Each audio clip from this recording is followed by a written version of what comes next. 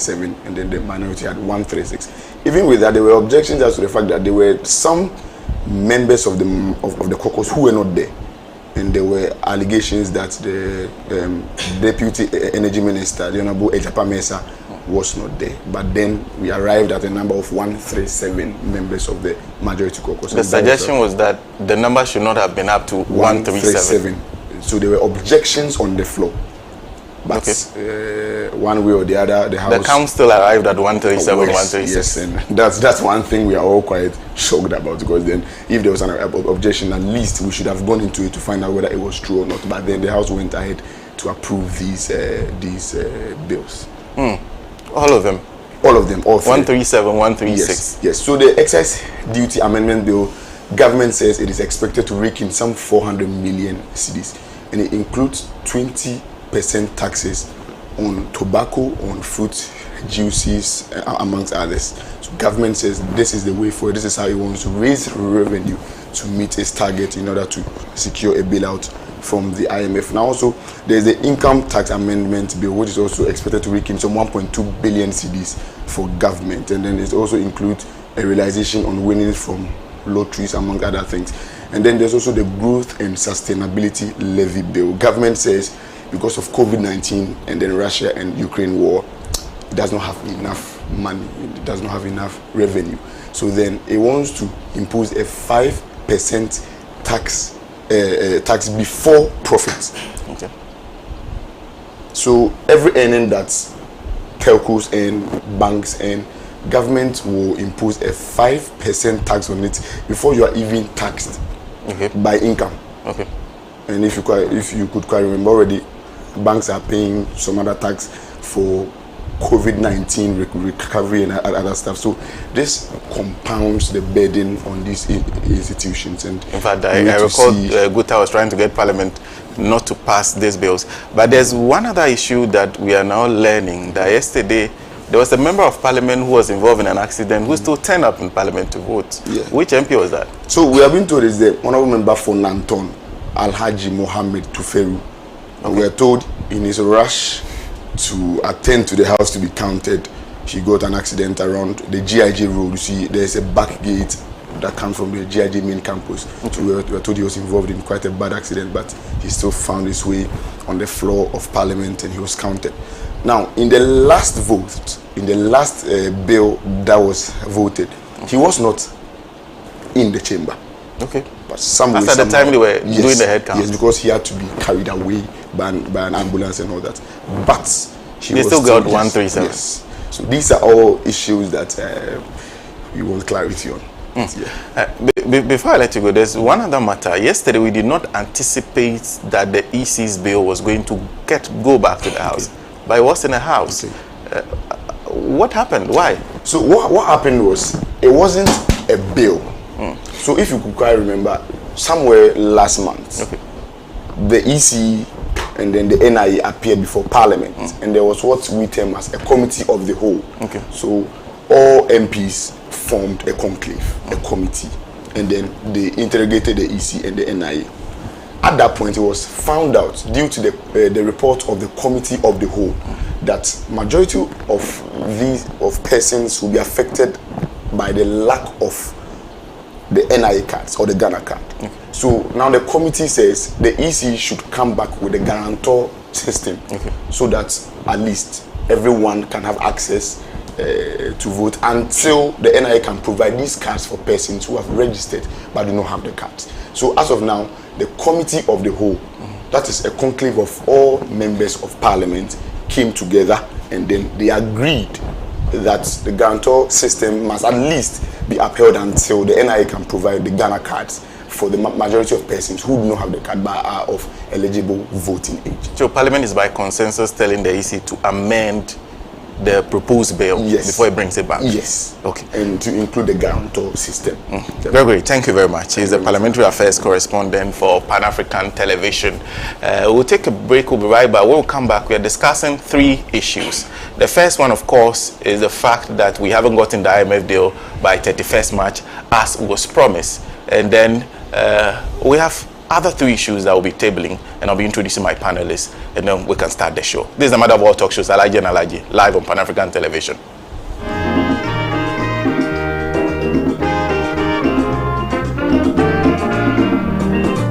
He has labored, he has suffered to lead his people into the land of freedom. He is the authentic African musical theater in a performance, Honorable Chromatic Power. As the Independent Electoral Commissioner, only I have the constitutional mandate to declare the winner of this presidential polls, and no one dares take that away from me. Stop and take it into my presidential palace. Accelerating thought-provoking election satire by the international award-winning writer-director Pa Mano. The people are singing and dancing. They sing and dance when you're voted into office. They will sing and dance when you're voted out. Come on, you don't want to miss this. At the National Theatre, Good Friday, 7th April, 6 p.m. prompt.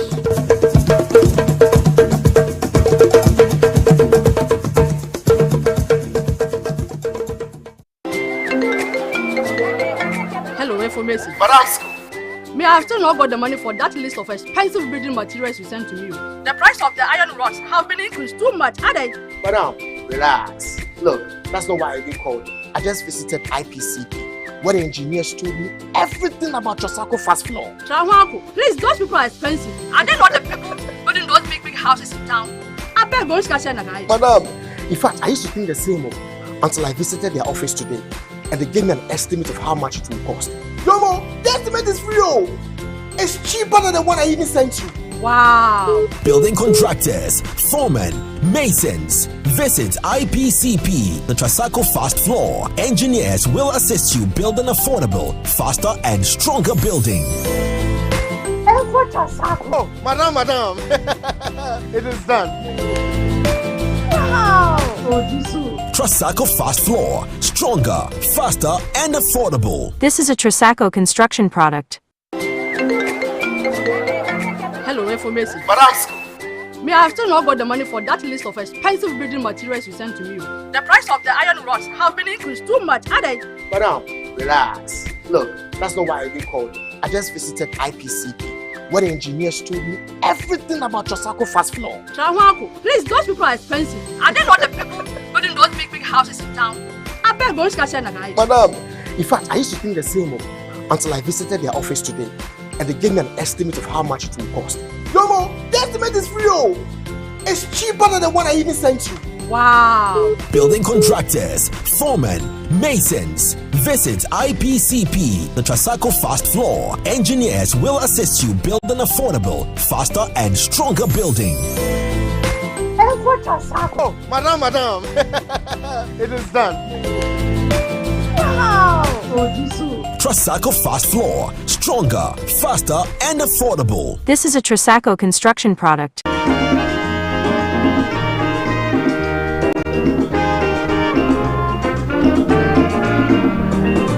He has labored, he has suffered to lead his people into the land of freedom. Thank you for staying with us on the Matter of All Talk Shows, Alhaji and Alhaji, live on Pan-African Television. And of course, we're just talking about what transpired in Parliament. Then, like I said, that will be our very first discussion for today.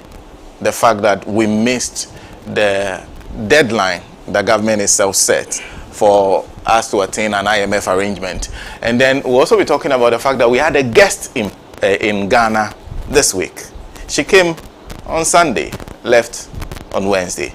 That is the U.S. Vice President Kamala Harris. And when she was leaving, she'll be leaving behind an expert for us to help us at our finance ministry.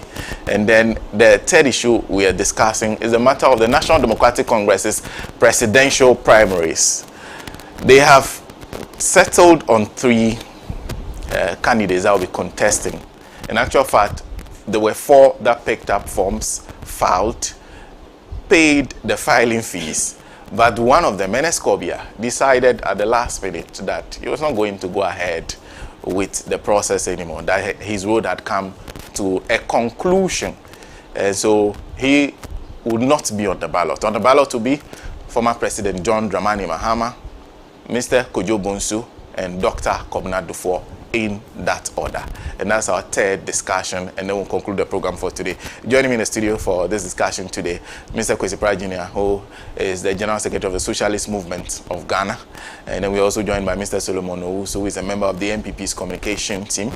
Comrade Bernard Mornah is a former chairman of the People's National Convention. And then we'll be joined by Nii Yarboi Annan, who is a financial analyst, joining us on the show today. Thank you once again for joining us, and I would like to say a big thank you to the various affiliate stations currently tuned in to us. Thank you for giving us a wider reach. We'll be displaying a number on the screen. I will go through that number shortly for you, that you can send your WhatsApp and text messages to and contribute to the conversation. Let's start a conversation from our IMF arrangement that was supposed to come in by 31st March. That was the deadline that was given by the Minister of Finance himself, that if we don't get the IMF arrangement by 31st March, there will be trouble. We have missed that deadline that we set ourselves. So what happens next?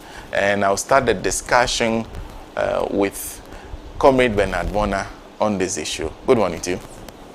Good morning, Sena. Good morning to Solomon and to Kwesi Pratt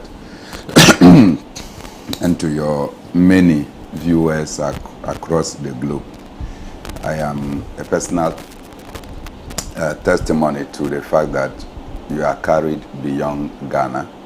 I have visited a number of countries, and when I get there, surprisingly, people are able to identify me, and they link me to the fact that they always watch us on Pan-Africa TV. I want to commend you and your station for the reach that you have attained globally.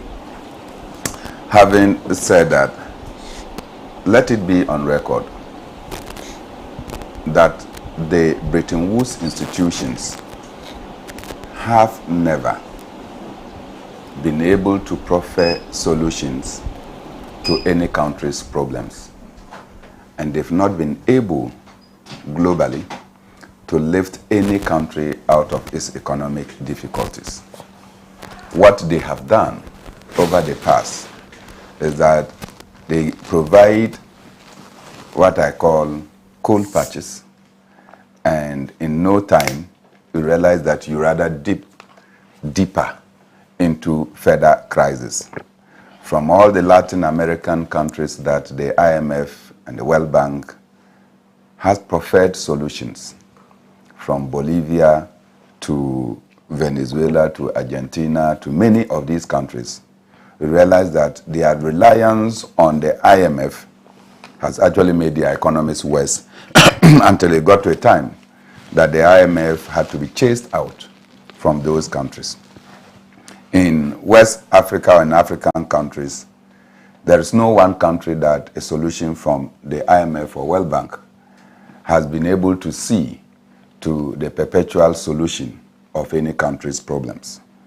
And so, therefore, I am not a believer of the IMF and World Bank professing solution to our problems. Indeed, the United States of America, where the IMF and World Bank are located and virtually opposite each other, when the United States of America is in economic turmoil, they never resort to the IMF for solution because it is not an institution that is supposed to solve the economic woes. So it beats my personal imagination that government after government will seek the intervention of IMF only to realize that the solutions that IMF provides will tend to worsen your problems. I mean, they give you a temporary reprieve, and then by the time you come out of it, you see that you have rather dug a bigger grave and you keep sinking into it. And so it was with that courage that I believed in President Akufo-Addo when he said that we should not go to the IMF. And in particular, when he criticized the ex-While administration for going to the IMF for what was then described as policy credibility. In that, Ghana provided what we termed as the homegrown solutions, but we needed the IMF to give us some policy credibility so that we could be able possibly to raise some external resources to be able to back our homegrown solutions to our own problems. This was criticized heavily by then opposition leader, now President Nana Akufo-Addo, and his Vice President, Dr. Mahamudu Bawumia. We believed in them, and like I said, from time ad infinitum, my position is that IMF is not a panacea too. And so when we have somebody thinking in that line, you simply have to believe that it was doable.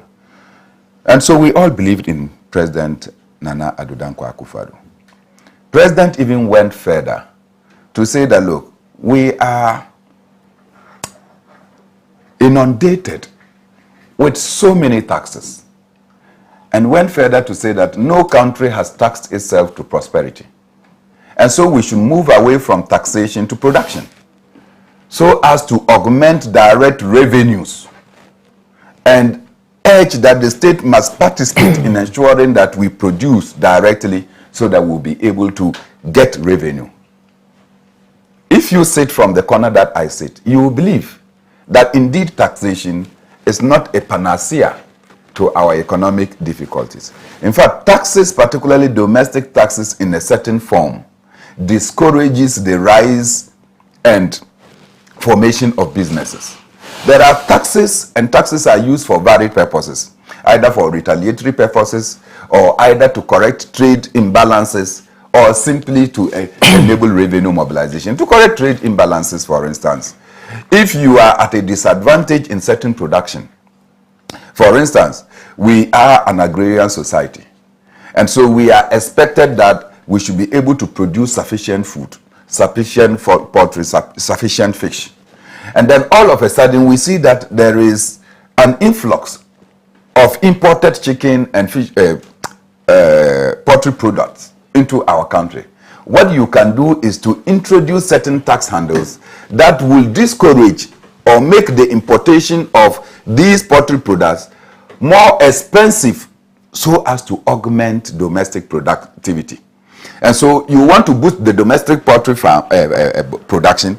What you simply need to do is that you place some taxes on the imported poultry products, so that you will be able to dissuade people from buying, because when you buy and you come and pay the taxes and you take it to the market, it becomes more expensive. So we use that to taxes to do correction, to ensure that we are able to check these trade imbalances. And of course, if a country decides to slap taxes on your product, you also use it as retaliatory taxes. And so majority of these taxes, really, if you want to promote business, some people actually give their country, they give them tax holidays to ensure that businesses are able to start well and do well. So when you have an opposition leader that starts telling you that, no, we are going to move the country away from taxation to production, you will think that they are beginning to get the economics right and the science right, that we need to actually produce. But you don't produce by just engaging the private sector and thinking that the private sector will produce for you to become prosperous. The private sector is a profit maximizing outfit.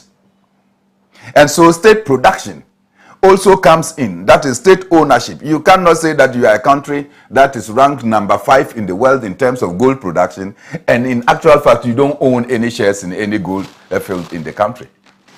And so the state must own a share, so that when we are selling gold, we are sure that we are getting gold revenue, and not just relying on taxes and royalties. When we say that we are a country, you don't say that you are using, what we call it, telecommunication facilities and services, when you do not have a provider. And so the sale of Ghana Telecom, for instance, was a stab in the hearts of many Ghanaians, that look, the telecom industry has virtually become the gold industry, because every one of us consumes or enjoys the services either in data or in voice. So at the time that communication became center and central to every business activity, it was unimaginable that we would decide to sell our own, and so that we can now rely on what we call smart accounted taxes. Because when we say smart accounting, they will put in all manner of things in order that they will be able to reduce their profits. And that is what you are going to tax on. So what you are going to get from these companies is actually midget income, and therefore it does not encourage you. So when you have a president who comes into office and say that we don't support, we will not do IMF, we will believe in the president and will believe in the management of the economy to that extent. Somehow, the same president who insisted that Ghana was endowed with resources and that we didn't need to borrow, and this was amply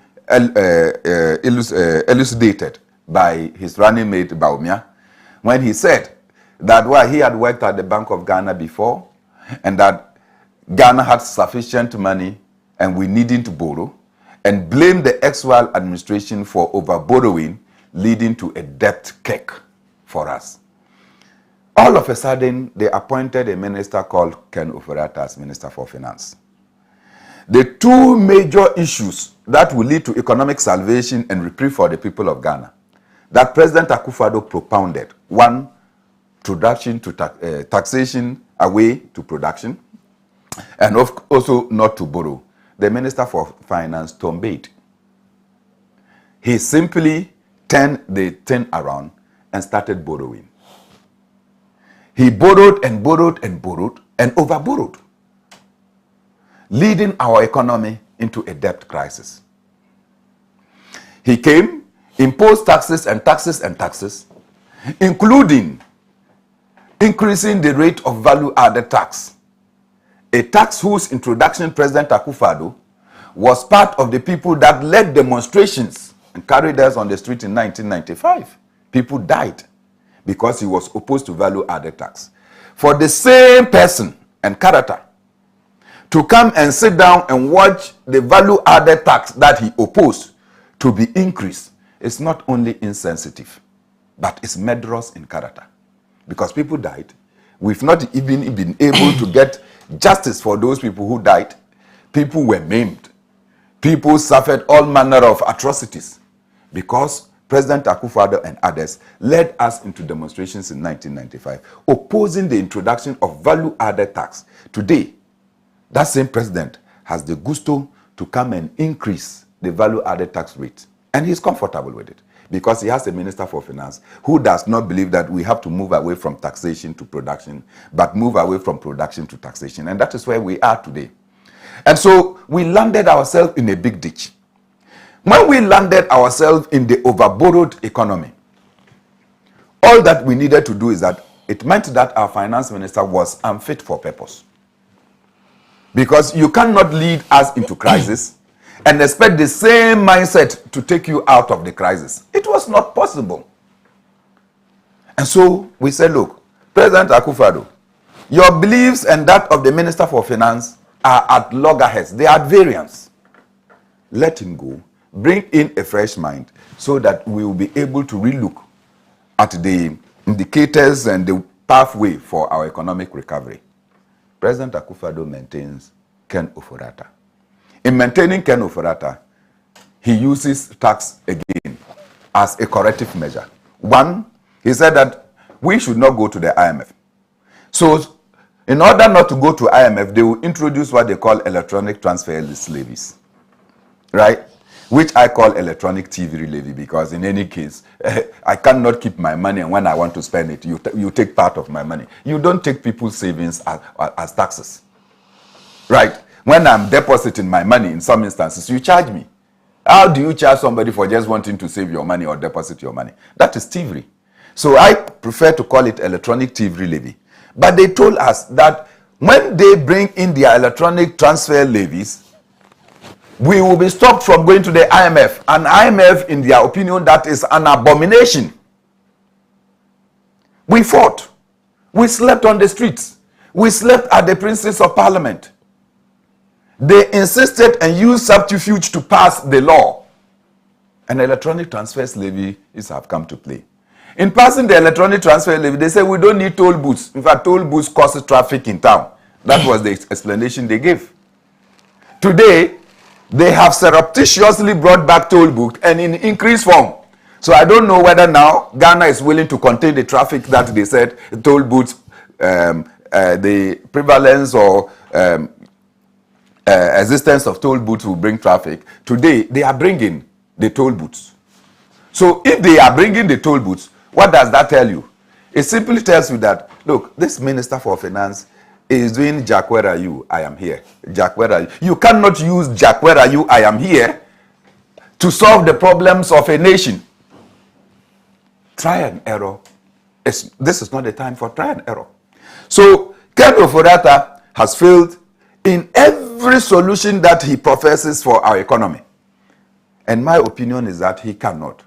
And he himself, when he went around his so-called town hall meetings on the value-added tax education, at the Tamale Sports Stadium, now Aliu Mahama Sports Stadium, he said it eloquently, that no matter what anyone says, we are a proud nation, the shining star of Africa, the black stars. We will not go to the IMF today, we will not go to the IMF tomorrow. That is a Ken Ofori-Atta and President Akufo-Addo who don't believe that an IMF bailout can ever be. Do you take somebody who doesn't believe in the efficacy of IMF to go and lead an IMF negotiation? Ken Ofori-Atta has never believed that IMF can proffer any solution for us. Why do you ask Ken Ofori-Atta to lead us? When Ken Ofori-Atta was making all those ugly noise in town, discrediting the institution of the IMF and all the Bretton Woods institutions, the IMF has its representatives here in Ghana. They were listening and recording, and they took all the recordings to probably Washington. Today, you have somersaulted and you run to those same institutions to go and tell them that, look, we goofed. We want to come back to you. They will also deal with you in a manner as if they are dealing with you on a personal note, so as to harm the economy. And so I am not surprised that President Akufo-Addo has been misled to go to Parliament. When was it? Just in this March. In this March, President Akufo-Addo was in Parliament and re-echoed the fact that everything about the IMF processes were going on well and that we're going to clinch a deal at the close of the month. Could the president simply resign?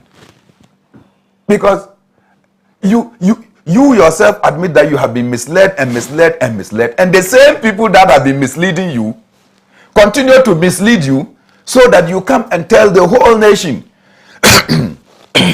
that we will get out of, or we get a bailout from the IMF that you personally don't believe in. But circumstances have compelled you to go there. So we are in the IMF. As it stands now, we are unable. The most funny aspect of all this is that President Akufo-Addo, when German Finance Minister Lindner visited Ghana and met with him, solo, a 41-year-old, our kid brother, came to Ghana.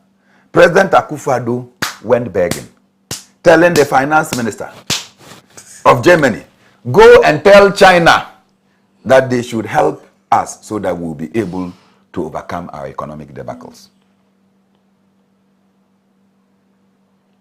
Can you imagine?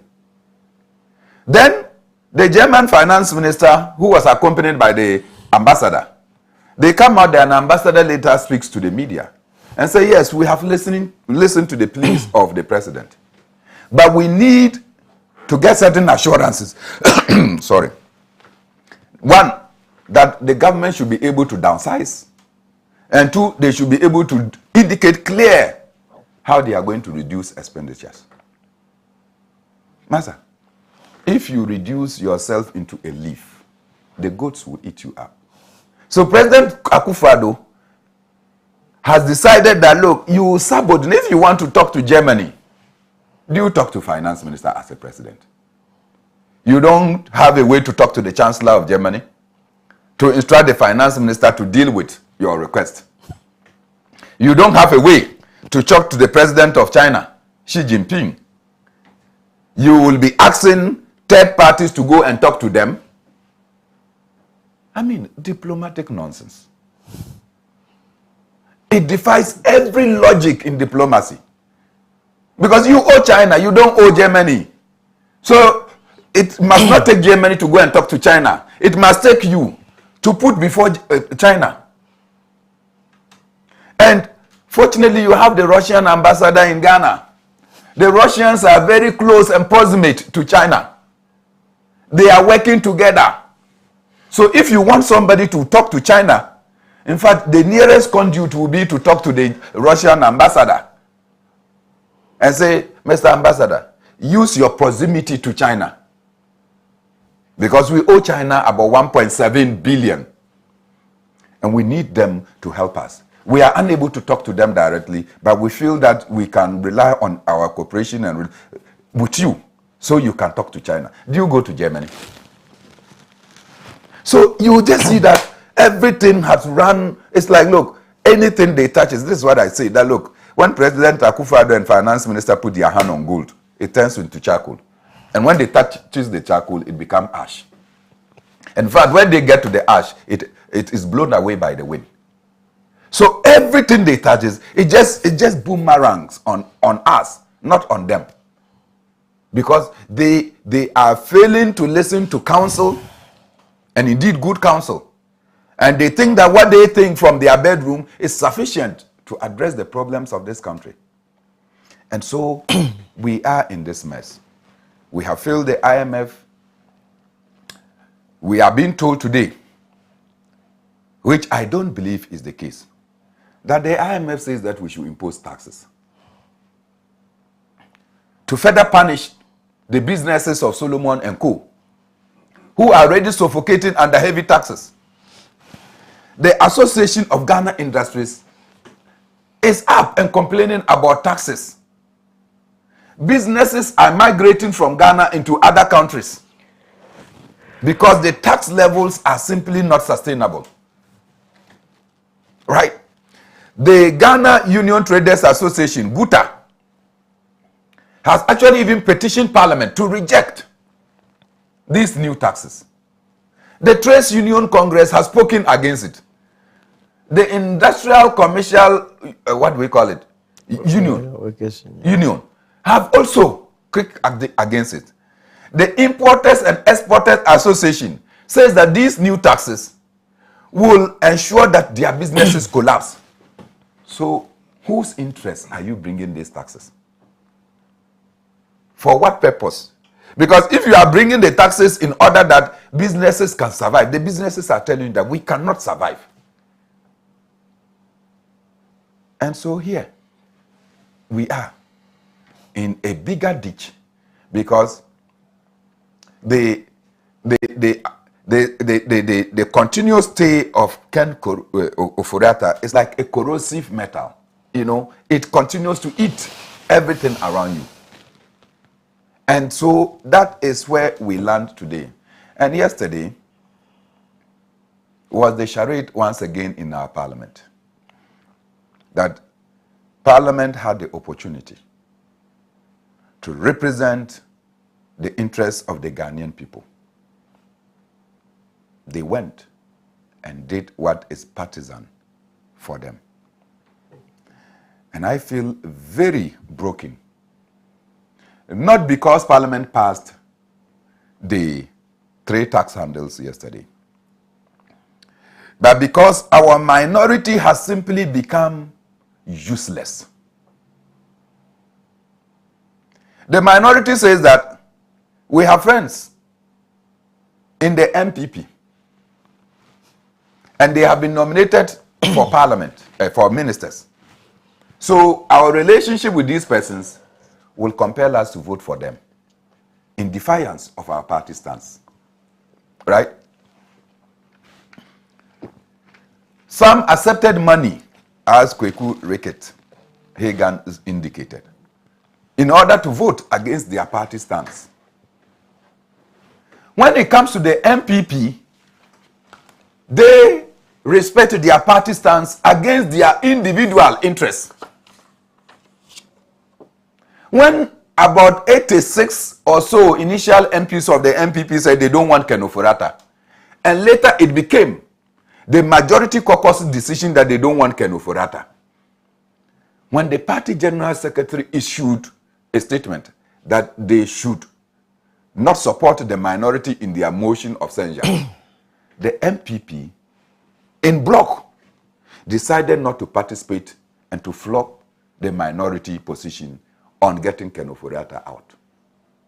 The MPP majority adheres to party discipline because they believe that some of them, but for the fact that they contested on the ticket of the New Patriotic Party, they would not have gone on parliament or gone to parliament. That their only way to get to parliament is to be members of the New Patriotic Party. So they will fight to be on the ticket. So if you are also of another political party and you think that you cannot stand with your political party, then go independent. You cannot say you are a member of a party and you will not respect party instructions. So yesterday again, even as the people of Ghana were protesting, the MPP General Secretary once again issued a statement urging the party's members to go and vote. Did you see any NPP member decline on that vote? Even to the extent that we are told that some members of parliament were not in parliament. The NPP somehow managed to count them as present in parliament so that they can get 137. They do not care about the health and circumstances. Look, an MP was coming to parliament, had an accident. There could be shock, there could be other issues. They have to take the person to parliament, right? So that the person can be counted and his vote is taken and he can go. So when you have the minority telling us their cock and book stories, you don't know what you have to say. The MPP loves their party more than you love your party. And so yesterday, the MPP, for love of their party against love of this country, because I say love for party, not for country, because I heard Carlos Ahinkra one time, when he snatched and took a ballot paper from parliament and had to issue a statement, he said the MPP in him compelled him to violate Ghana.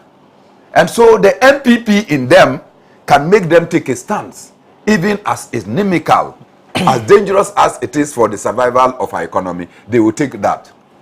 And so, whatever it is, I heard the Speaker of Parliament saying that he committed no crime, and that no foul play was taken, and that the rule says that when a member of Parliament is absent but is able to inform the Speaker of Parliament that circumstances are said that he cannot be, the Speaker must count the person as present. He said he quoted the law.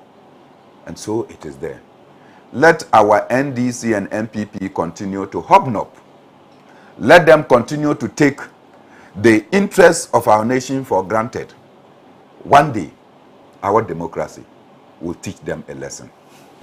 Thank you. Thank you very much. Comrade Mornah, starting the discussion on that topic for us. We're talking about Ghana missing the March deadline. Remember, the president was in parliament, like Comrade Mornah said, and indicated that by the end of March, we should have an IMF arrangement. If Kojo Nkrumah is to be believed, then what happened in parliament yesterday will get us closer to an IMF arrangement. Don't forget, you can send your text message and WhatsApp messages to 055 991 9802. So that's the number you can send and your text message. Don't forget, we are live on radio, on Radio Gold and several other affiliates across the country. I'll be sharing some with you shortly, not until I listen to Mr. Solomon Owusu.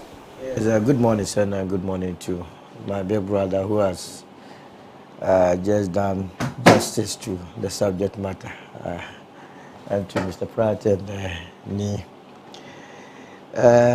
Let me say that, like he rightly said, I'm also not a believer in these Bretton Woods institutions. And indeed, if you understand the world politics, you would realize that those of us in the developing world, the Bretton Woods institutions are not supposed to be our friends. In fact, if there are any institutions that we must antagonize them, it's these Bretton Woods institutions. They have come to Africa and Southeast Asia and so on and so forth with their own programs from the 80s, from the 70s. Remember the structural adjustment program that they brought to us? It didn't lead us to anywhere. They sit down, they cook something that would further impoverish us. And one way or the other, we always go back to them. One of the things that saddens me in reading about all these are going to IMF and these 3 tax handles or measures that we took to Parliament is the fact that in all the reportage, we are told that we are doing this not to satisfy the country, but we are doing it to satisfy IMF conditionality. That is, to pass the tax handles to be able to access IMF 3 billion. And that is what saddens me.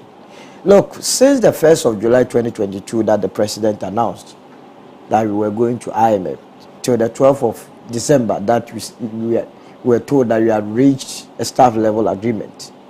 In between, the kind of things that have happened has not been encouraging. Now we are told because of that we were made to present COVID audit report.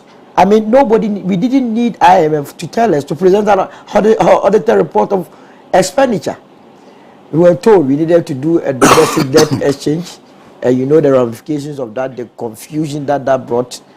We are told that we need to align the district assembly common fund, the internal revenue, or what to give mix, and so on and so forth. So going to IMF was never our option, and it is never in the interest of the state called Ghana. The 3 taxes that were passed, I was on record to check against these taxes. And you see, many a times it is very easy for policymakers to assume that once you bring a policy, it will generate the needed expectations. You are talking about tax, and you can only get your tax revenue from a flourishing business environment. These 3 new taxes obviously will have a negative impact on businesses. You are expected to rake 4 billion. That is your expectation. If there is anything to guide us, last year we passed the e-levy with the expectation of raking in about 6 billion. We ended up doing about 600 million. So that should tell you that there is a co-relationship between taxes and productivity and your ability to raise revenue. Once it is high, already businesses are suffocating, like he rightly said. So I believe the solution to this problem was not to tax the very people who are already suffering. If you put more taxes on businesses and businesses collapse, at the end of the day, you are not going to rake the much needed revenue. If you are reviewing income tax upwards, if you are going to place more burden on the mining sector, extractive sector, the brewery and so on, it is not going to be in the interest of the state. See, our democracy, the way and manner we are playing our politics in this country is not going to help us, and until we change our attitude. My own party, my own government is part to be blamed. You see, the decision to get Mr. Ken Ofori-Atta out did not come from the opposition. It was NPP's own members that started the crusade to get Mr. Ofori-Atta out. Not that Mr. Ofori-Atta is a bad person as a person. We are talking about running a country called Ghana. You understand? It is you leading a policy, and for your policies to be accorded with the much needed credibility, the messenger of that policy is very important. And so when we realized as a party that the borrowing levels of our government was going up, we raised the red flag. We raised it to the extent that 80 MPs from our side came into the fray to make sure that Mr. Ofori-Atta left the scene.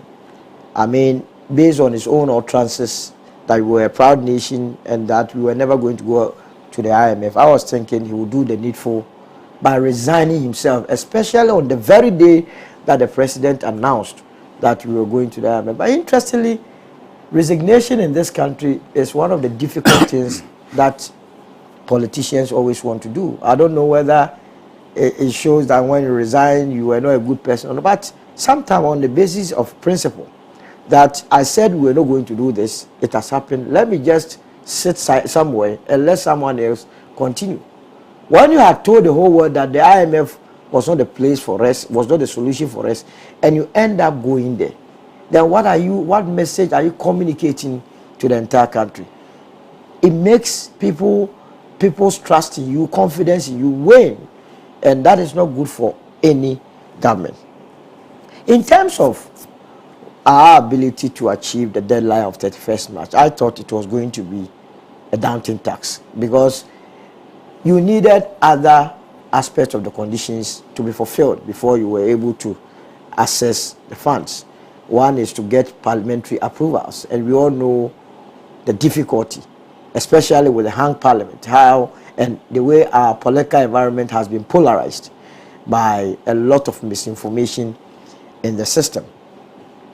Then again, the way and manner our opposition members of parliament and opposition parties also behaving is also creating much problems for all of us. You cannot be giving the people that confidence that you do A, and then when it is time to actualize your promises, it becomes something only for them to come back later to come apologize. I've been on a number of platforms where NDC members of parliament are virtually apologizing that they got the ministerial nominees passed. And I asked myself, why do you apologize? You believed in the decision. You believed that it was in the best interest of the country. So if you are going to do something and come back to apologize to us, then what communication are you doing to your party members and also to the entire country? Again, this whole ministerial appointment and then the what do you call it, the manner the NDC is behaving is also creating a credibility crisis for the party. And within this period, we have been told by a member of NDC party, a member of parliament from the NDC, Kwesi Pratt, that members of their party took bribes. A party that is waiting to take over the reins of government, a member of your party or a member of parliament from your side is accusing some members of his own party for taking bribes. That is corruption. So how will the country, and he has not been able to mention names. It means all the 136 members of parliament from the NDC side are potential members that took bribe. So how do we deal with such a party? You understand? I believe this whole tax, new tax, should have been kicked against, should have been voted against. Because there is no way these taxes will prepare production. It is not going to happen. And once it does that, already our businesses are collapsing. So if your business is collapsing and we are adding more pressure to it, will the government be able to generate the much needed revenue that is expected of it? The answer is an emphatic no. So if you have listened to the cry of Guta, you have listened to the cry of AGI and so on and so forth, you should have implemented that. But many a times, like I said, you go back and read the Finance Committee report on these taxes, and it tells you that all that is happening in Parliament is pure political. They are doing politics. Because if you read the Finance Committee report, the committee emphatically adopted the decision to pass those bills as far back as in 2022, in December. And at that time, the current minority leader was a ranking member on the Finance Committee that accepted that it has to go to the Committee of the Whole to be passed. So when we do all these things and come back later to tell the people that, look, we don't accept it, it's just like playing politics with our minds and not real talk. And when it happens like that, people begin to lose interest in our democracy. And that is very dangerous. Because we have fought hard to come to this far. What we are enjoying today did not come by chance. And like Ifrimamu said, it is the time for you and I to continue the good work. The question you ask yourself is whether or not what is happening today is continuing any good works. You see, you heard my brother talk about people sleeping outside. He was referring to himself. And I'm sure I can understand his frustration. Why people who slept in their comfort of homes, who are encouraging them to fight on, are the same people, when given the opportunity to vote to actualize his vision, went against him. So in next time, do you think you have the courage to embark on such a journey? We have to be truthful to ourselves and to behave in a way and manner that this country will move forward. Now, Sena, the basis of these are problems. We can do all these things and tax ourselves every now and then to satisfy IMF to go and get their bailout, and we will still end up with them. Because, like he rightly said, we do not own this economy. We export so much gold from this country, we earn less. The total problem leading to all these domestic debt exchange, leading to the finance minister going to the Paris Club, going to China, allowing the German ambassador to come and talk anyhow to us, is a certain $3 billion. Is it not shameful? Is it not sad that a country that we pride ourselves with having all these resources, gold, diamond, bauxite, manganese, lithium, uranium, iron, what else? We have the timber, we have the sea resources, water resources. We are having to struggle to get $3 billion. Then, what is the guarantee that we can manage ourselves? So, to deal with this problem is to first look at the fundamentals. Where did we go wrong? How come we got to the stage where all our resources left our hands and are in the hands of these Bretton Woods, these foreign countries, the Western world? That is the beginning of our solution. And it brings to mind how we have played our politics. Many a times we talk about how our party policies is being sponsored in this country. Who are the interested parties? And are we being financed by these Westerners, which enables them to take our resources very cheap? We must deal with party political funding in this country. Else, many a time we will discover resources, and at the end of the day, as a country, we will have less than 10%. Why is it that for so many years, we are unable to refine our gold in this country? Even in a situation where we have discovered oil, and we have a refinery in this country. Interestingly, the refinery is shut down, and we are exporting the oil in this raw form, or the crude in this raw form. How do you make money out of that? Then we turn around to complain about high cost of fuel. So we must begin to act, put actions to our word, and not just be talking. You understand? Every now and then, go to our ports, go to the port of Takoradi, bauxite and manganese are leaving our shores. When we know that when you combine bauxite and manganese, it leads you to steel. We need a lot of steel in this country. We have a company in this country that is exporting steel or importing steel from India, making a lot of money from our artisans. When we have the raw material and all we need to do is a comprehensive policy to actualize our vision. And here I dare say my government has started something in that regard, and I believe that it will be actualized. Once we begin to do this, then we are making headway. Other than that, it will be the usual talk. Look, another reason why this tax shouldn't have been passed. My own government's policy on trade, our strategy to alleviate poverty, is to promote industrialization. And that is one of the reasons why we introduced the policy of one district, one factory. So that we can promote production, and then also our ability to engineer the Africa continental trade, have a market for our wares or our produce. Now, with this introduction of these taxes, cost of production is going to go high. Already, interest rates at the banks are hitting 40 and above. So already businessmen are being priced out. So how will they produce to take advantage of the Africa continental free trade?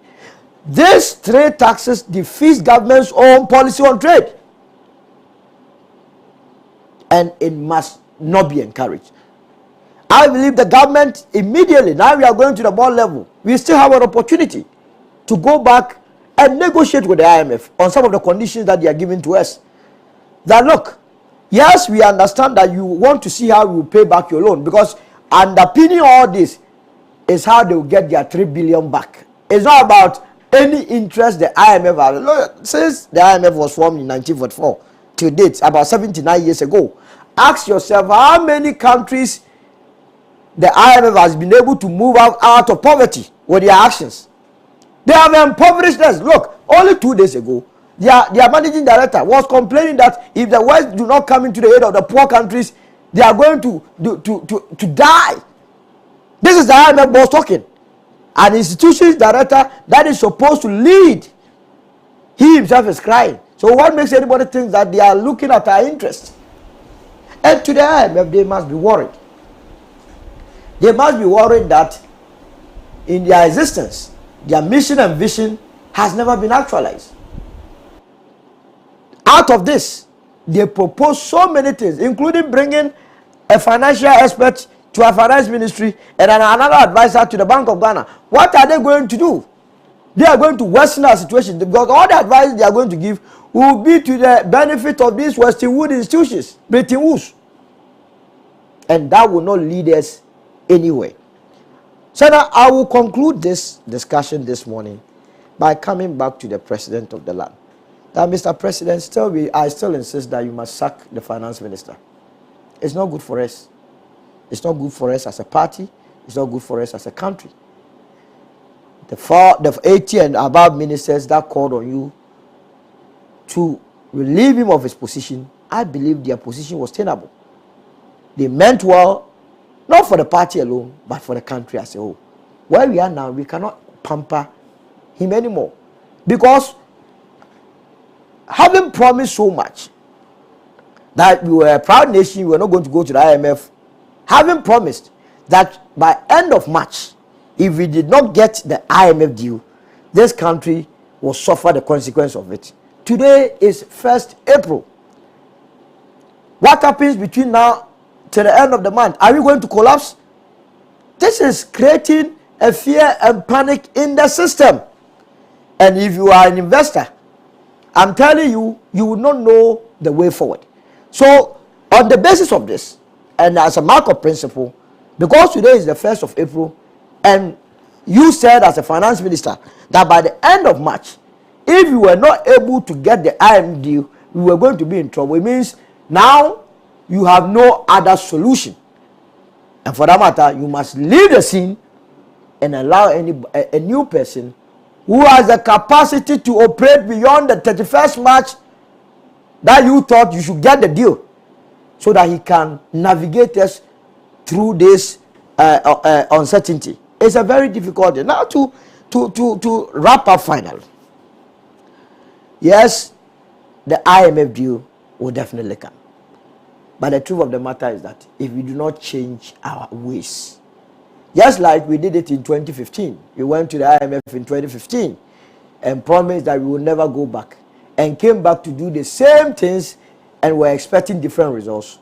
If we enter into this deal and do not implement the very policies of new agricultural revolution, industrialization, downsizing of government, respect for time, reduction of corruption, 2025 and beyond, we will still be talking about homegrown policies that will lead us to IMF and take us out. I'll end my submission. Thank you. Thank you very much. And well, don't forget, you can get us on social media. We're on Facebook, Pan-African Television. Look for, just type Pan-African Television in full. YouTube is the same name, Pan-African Television. There are people currently watching us on YouTube. At some point, I'll read their messages. And let me say a big thank you to Shine FM and Akati on 96.9, Hales FM in Adaklu. You can listen to them on 91.7, and you get to hear us live. Niwasi Radio is in Ketekrachi. They're on 89.7. Sela Radio, Dabala, 97.1. Diamond FM in Tamale on 93.7. Bewa Radio Yendi on 106.5. Radio Kitawan Saboba 95.7. Benya FM in Almina on 105.7. Global FM 105.1 in Ho. Volta 1 TV.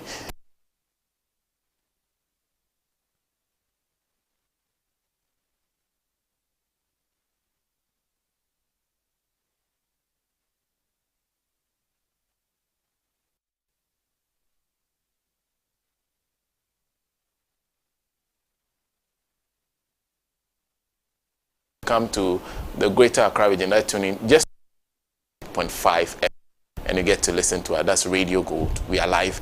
And don't forget, send a message to us 0559919802. Let me just read 2 or 3 messages there. The man who believes that we are going nowhere. This issue. Dr. Bab Musa says, good morning, Sena, and to your panelists. I think the reason why Akufo-Addo may have some difficulties approaching the Russian ambassador to Ghana to be the intermediary between government of Ghana and the Chinese government. Like he said, Russia and China have very close ties. And just last month, the Chinese president was in Moscow. You recall that Akufo-Addo in 2022 reported Russia to the U.S. Secretary of State over the Wagner Group in Burkina Faso.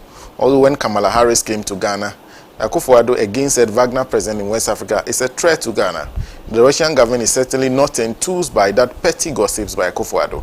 Many international relations experts say that the conduct of Akufo-Addo is under an anchor who was once a foreign minister. So how can Akufo-Addo approach Russian ambassador to Ghana to plead with China for forgiveness? That's coming from Dr. Bab Musa.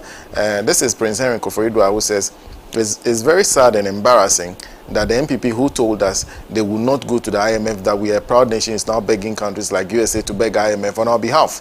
Where did we go wrong to have embarrassed ourselves like this? Nene Akufo.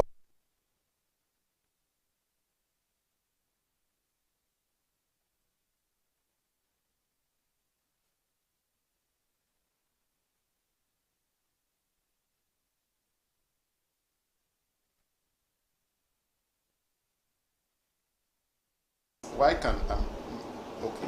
Why? Okay. Thank you. We'll get to that discussion somewhere later. There's more on Facebook. It says Ghanaians, we are not going to the IMF. We will not go to the IMF. We will never ever go to the IMF. Happy Bantu still up? Okay. And there's also okay. This Isaac Dunubel says, as for minority, I think the problem is the party leadership, because you know your people may be having some grievances. So as a leader, you have to sit down with them, be more interactive with them, and just common sense. You don't instruct them from behind. CJ says, and I tell you, the IMF is even too big an institution. This Nanado will take any loan. There's Kobnakwe, who is joining us. There's Lengi Chawinati, who says, Francis Godin, okay, I think they are now having interactions between themselves. Nii, good morning. Good morning, Sena. Yeah. Well, I greet my fellow comrades here, and then my brother from the Alan camp. I greet him also. Well, I think that the issue about this economy, we have had to deal with it many times, and some of us have made pronouncements earlier this year to the effect that there was no way we would have met the March target that we had given ourselves. So I am not surprised at all that, of course, we have missed that target. And I think today, between myself and Nana Fredua, I have my integrity intact, because he asked me to put my integrity on the line if we are not able to, if Ghana wasn't able to achieve an IMF program by March 31st. And I think that it is clear today. But what we must understand is not really the issue of missing the target. Because what really matters is that our Eurobond maturing in 2026, a 1 billion Eurobond, by January 18, we had skip payment of coupons. to the various investors, which means we had defaulted. We were given a moratorium of about 30 days, which fell on the 17th of February. Also, we mixed that, which had triggered a swap. Basically, they are calling on your insurers to pay. That is where we find ourselves as a country today. What we are trying to do with the IMF program is to rearrange our finances to bring us to a sustainable level, and then we can return to the capital market on the international stage. But it will come as no use if when we return, or by the time we return to the international money market, we have destroyed every credibility we have as a country in terms of our financial standings. Because what the CDS, in terms of the swap, simply means is that the next time you go on that market again, you will pay about $4 for every $100 you borrow as an insurance contract, which will really make no sense returning to such a market. Yet every effort we are putting in, asking for more taxes from the people and all that, is to get us to a sustainable level, to be able to return to the money market again. It is not to get us to a sustainable economic levels that will ensure that we do not go back to debt. But whatever we are doing is to get us to go back to acquiring more debt.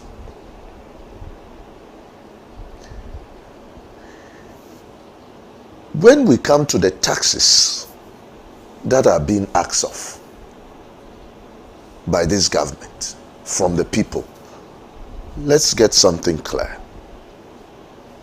It is a levy. It is a levy that will be applied on your profit before tax. And that levy of 2.5 that affects every company, because there is category A, category B, and category C. I think the majority of all companies will fall within the B of 2.5%. Assuming you have a lot of tax payment or tax credit with the government or the GRA, you will still not be able to reduce that levy with the tax that you have, the excess tax payment you have. You will not be able to reduce it, which means that an additional cash flow is being demanded from you. And it is an additional cost because you cannot reduce it with your tax payment, your corporate tax payment. What it means is every company will have to adjust its prices to accommodate this new tax or this new levy, which brings us back to inflation. And I have said before that in terms of our growth, we do not make much out of GDP. For every 10% increase in GDP, we make tax revenue of about 1% or even below. So everything we keep doing to solve this issue we have put ourselves in, and I'm tempted to say that intentionally, I believe that somebody intentionally drove us there. knowing that this is where we would arrive at, and yet was hitting more on the accelerator for us to get there quicker. Because I just don't understand some of the things we are doing and the things we have done. What we seek to do is to raise about 7 billion in terms of CIT, or additional tax, in terms of our corporate tax. Are we going to achieve that? And when we achieve that, what would that mean to us in terms of the overall picture? It doesn't change anything. Because after achieving all that, we are only expecting to make about 122 billion.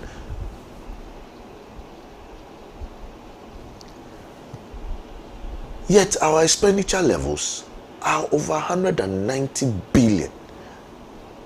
And we have not made any attempt to reduce our expenditure levels. Our 64 billion deficit staring us today, which is unfinanced as we speak, we have not been able to do anything to show how we are going to finance it. These new taxes, assuming we achieved all our targets, can still not finance it. We need over 64 billion, which a huge part of this amount remain unfinanced. We don't know where to get the money to finance this. That is where we are. So I am trying to still understand this finance minister and the economic management team as to what really are they expecting to achieve. We have missed the target. There will be more pressure on us. Our finance costs, even on the bilateral levels, are still going to be very expensive, even if we should be successful with the program. What we need right now is not higher interest on debt if we want to go and acquire debt. We need to substitute our current debt with a less interest cost debt, which is not possible. As we speak, it is not possible. In any form, in any shape you want to look at it, it is not possible. So whatever our intentions are, has already failed. Before we will achieve the IMF program, whatever our intentions are, has failed completely. Now let's understand something. The IMF has never promised to take any nation out of its economic woes. And they have made that clear, that they only support balance of payment challenges. And we know that. We all know that. Yet anytime we have issues, we go there as the solution. When they themselves have told all of us that we are never a solution, we will only support you to manage your balance of payment challenges. That is all. And therefore, for me, I think that we shouldn't blame the IMF so much, but we should blame ourselves for managing this economy very recklessly. And we have not even accepted that we have been reckless in the kind of choices we have made. Managing an economy is about choices. It's about your appetite. It's about how you want the rest of the world to see you. We can choose to go very dry, very prudent, and we can choose to be, very reckless like we have been. We chose to be reckless. And there is no doubt that where we are today is worse than yesterday. And it is going to be worse, if there is anything like that, in the coming days.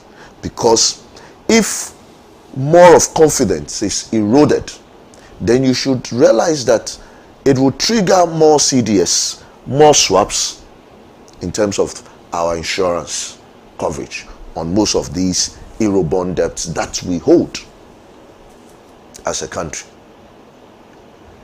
And that is going to put more pressure on us.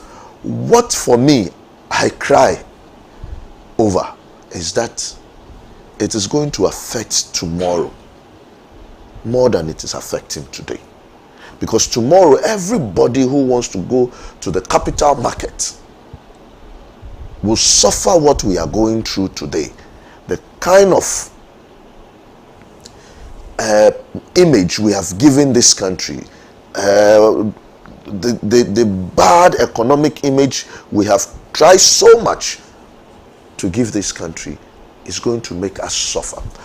I don't see any country who can survive without a debt. Everybody some way, somehow would need debt to manage cash flows and all that. But it is going to make it extremely difficult for us tomorrow to go on the capital market and borrow. More so, our own local market in terms of debt, we have also destroyed that one. We have totally destroyed our bond market. Totally destroyed our bond market. Let government come and show us the so-called new debts they issued.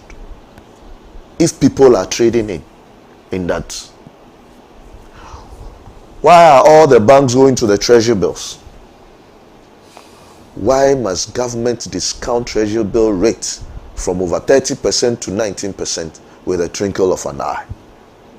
Because demand has soared so much on treasury bills. This is not an economy. What we have today is no longer an economy. And if I was in the seat of the finance minister, I would be very embarrassed and ashamed of myself if this is what I'm able to produce. Yet, he walks shoulder high with his head up, talk as if he is doing something, when all he has done so far is to plunge us into this disaster. I am ashamed as a Ghanaian, very ashamed as a Ghanaian. And the image it is given out there is that these are people who don't understand. They don't have the people who understand finance. They don't have people who can manage this economy. That is the picture it is painting out there. And it is a picture on all of us, because when we walk out of this country, wherever we find ourselves, we represent the nation Ghana. And it is embarrassing when people ask you what is going on. Why is this happening? And you are supposed to tell them the truth and tell them that we have a government that is insensitive, that is reckless, and excuse my language, that has made stupid decisions over and over again. Over and over again. And that is painful. Very painful, Sena. Very, very painful. That you have a government in this nation that keep making stupid mistakes. And we must say it clearly. What tax handles you have not brought and have all failed? And you keep bringing tax handles upon tax handles. Who should tell you you will fail again? Is it the people of Awudome who have to now, come? I just can't understand what is going on. That you have not introduced anything to the economy. This economy has not seen any push-up. Yet you keep introducing tax handles to achieve what? How can we describe it again? By just using the simple word that we are being stupid as a country. And I'm sorry But it is very, very painful. It is very, very painful that we have people in the driving seat who will listen to nobody. I don't know what to say again. Sena, take it over. Thank you, Nii Yarboi. First time I'm hearing a frustrated Nii Yarboi Annan. Well, let me jump to Comrade Pratt. Good morning, sir. Well, good morning. You know, all of us have been hearing this sing-song about an IMF deal. Whether or not we'll be able to clinch an IMF deal and when to clinch an IMF deal and so on. And all the talk, you know, is clothed in mystics. To the extent that people think that there is some solution out there. First of all, it's important to define the problem. What is the problem that we are seeking to solve? With this deal, what is the problem? And for many people in Ghana, many of our working people, the farmers, the drivers, you know, and so on, their main problem is that they cannot survive on their legitimate incomes. That's the main problem. There are some people in this country who don't earn enough to pay for their transportation from home to work and back. Their whole total earnings cannot do that. You take our commercial drivers, they are not able to make their daily sales. Some of them actually have to go and borrow from Shylocks in order to be able to make their daily sales. The problem we are trying to solve is that today in Ghana, if you fall sick, if you get some types of diseases, you will die. It's an automatic death sentence.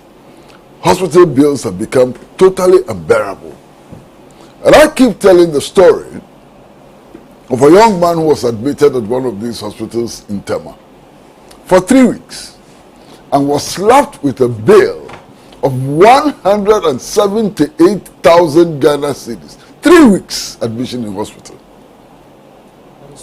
178,000 Ghana cedis for 3 weeks stay in hospital. You understand?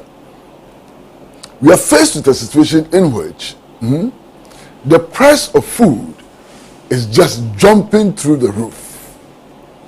Food. And we are not talking about imported food. We are not talking about bacon. We are not talking about cornflakes and so on. We are simply talking about kenke and fish. We are simply talking about that food that now they call gobe. Is it gobe? I don't know how we got that name. All of a sudden, that food is called gobe. You know, we are talking about food which used to be called Kofi Brokman. You can't buy roasted red plantain, ripe plantain. It's impossible. Ripe plantain and granules has become food for the rich. This is the problem we are complaining about. The problem we are complaining about is the fact that even in the capital city, you have to be dodging potholes everywhere. What we are complaining about is that after small rain, people are dying because it has rained for 1 hour. Gutters are full and so on. What the problem is simply that the sanitary conditions in our cities are horrible. Refuse is piling up. You know, this is what we are complaining about. This is the problem for which we need solutions. You understand what I'm saying? The problem is that people who have gone through our educational system to the highest levels, I mean, I was shocked when 2 years ago I met somebody with a PhD in planning. PhD in planning, who had been struggling for a job for 2 years, can't get a job. Planning. PhD in planning for 2 years was looking for a job and couldn't find a job. You understand? I've met people with master's degrees in finance and so on who can't get jobs.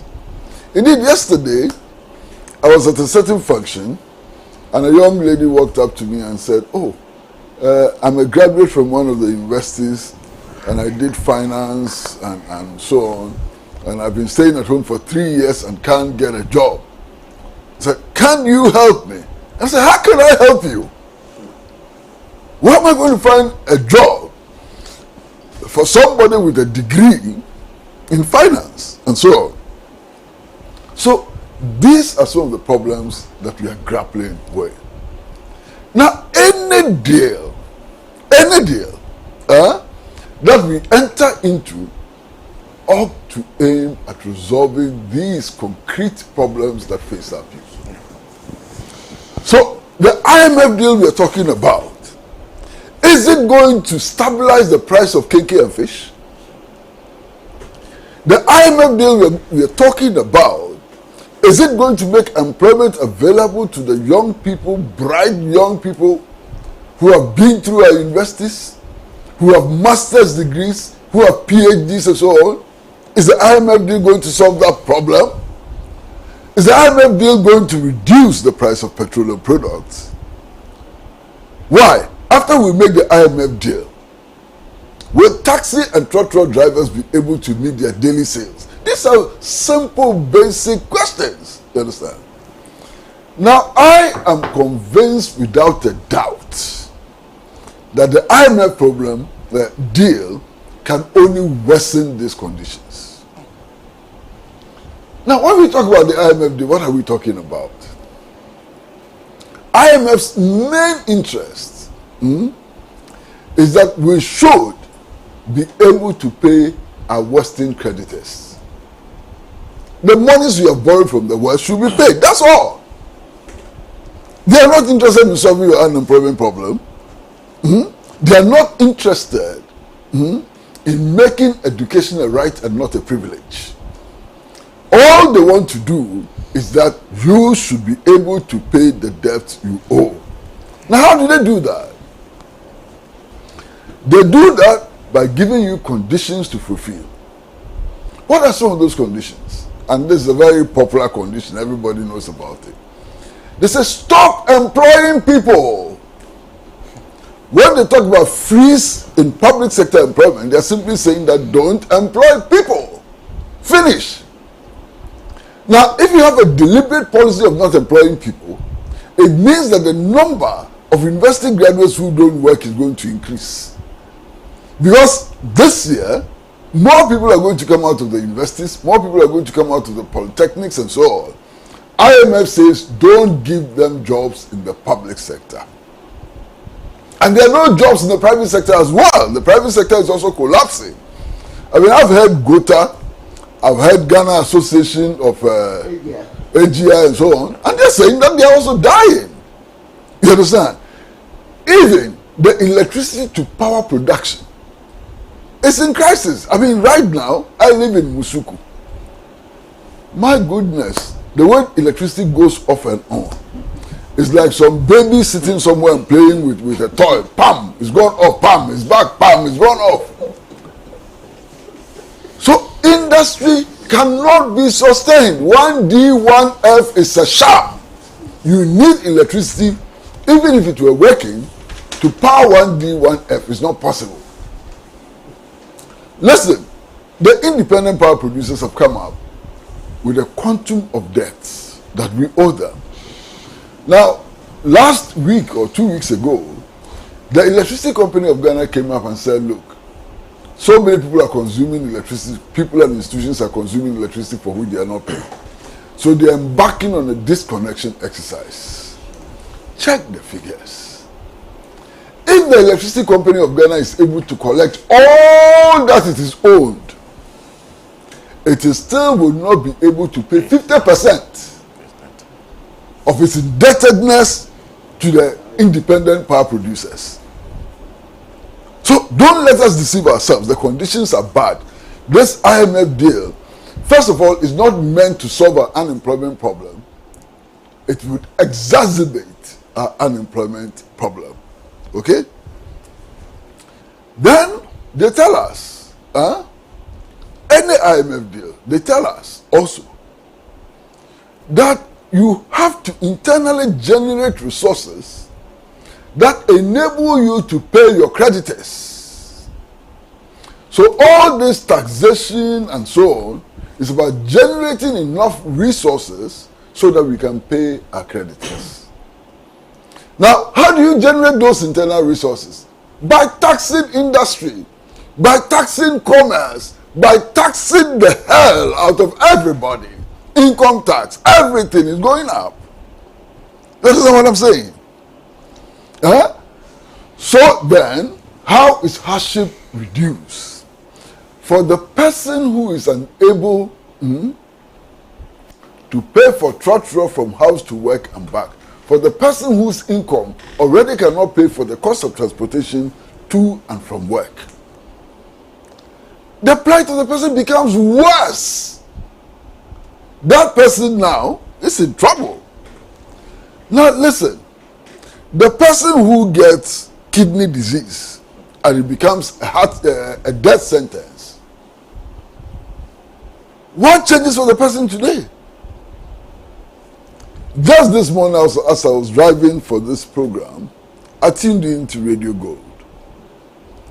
And I heard Konkonsa. Konkonsa was talking about a friend of his whose son was dead. How did the son die? The son died out of malaria. Master, malaria. Malaria. How did the son die? The son was sick. They took the son to the hospital. Doctors correctly diagnosed malaria. And they prescribed a drug. Husband and wife, that is father and mother, went to a drugstore and the drug was almost 140 cedis or thereabout. They didn't have 140 cedis. So they wanted to do something by all means. Out of desperation, they were told that there was some herb that could be used to treat the malaria. So they went and gathered some leaves, grounded the leaves, gave it to the child to drink. In 3 days, the child died out of malaria.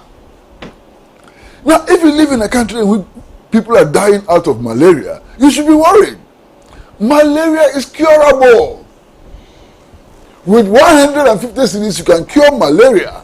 People cannot afford 150 cedis and are dying out of malaria. That is our situation.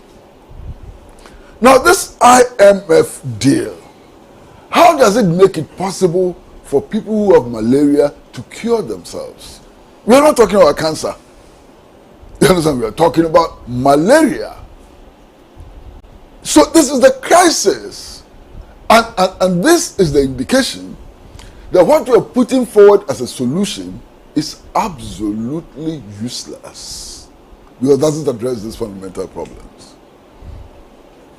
Now, one of the problems we have with our economy is just poor infrastructure.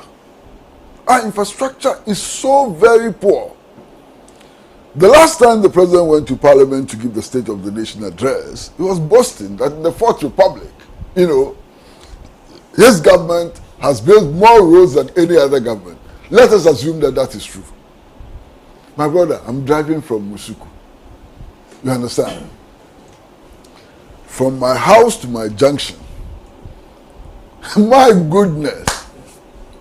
Driving on the Kalahari Desert is better than driving on the road from my house to my junction. And then I get to my junction, I can only drive on tarred roads all the way up to Domi. From Domi, the road, the craters, the manholes on the road, and so on. Unbelievable. And because there's heavy traffic, I have to maneuver out of the main roads and so on. My goodness. Why? You see Zoom Lion, this is their place behind the Achimota Shell. Take that road all the way through, what do they call it, Christian Village and so on. The state of the road is horrible. And this is Accra, the capital city of Ghana. So let us accept the president's claim that they build more roads than any other government. This is the state of the road today. This is the state of the road today. You see the Atomic Junction Road all the way to the roundabout, the Atomic Roundabout, the Gold Filling Station. This road was supposed to have been asphalted, you know, not too long ago, about 5 years, 6, 7 years ago. There are potholes on the asphalted road. And I'm not the only one who uses that road. Horrible, horrible, incredible. So yes, we build more roads than every other government, we accept. But the state of infrastructure is horrible. The IMF deal does not propose a solution to this condition. It doesn't. All the IMF is concerned is that go and pay your loans to Western creditor institutions. Not even loans to other persons and institutions who give us loans. IMF is not concerned about loans that you took from China. It's not their business. IMF is not concerned about loans that you take from Russia. It's not their business. They want IMF was established in order to sanitize Western financial institutions so that Western financial institutions don't go under. That's all. So we will clinch an IMF deal by March 31st. You know, without an IMF deal, we are dead and so on. This is all it means. Useless enterprise. And the uselessness of that enterprise is clear from a study of the history of financial and economic management in Ghana. This is the 18th time we are going to IMF. 18th time. My brother, 18th time.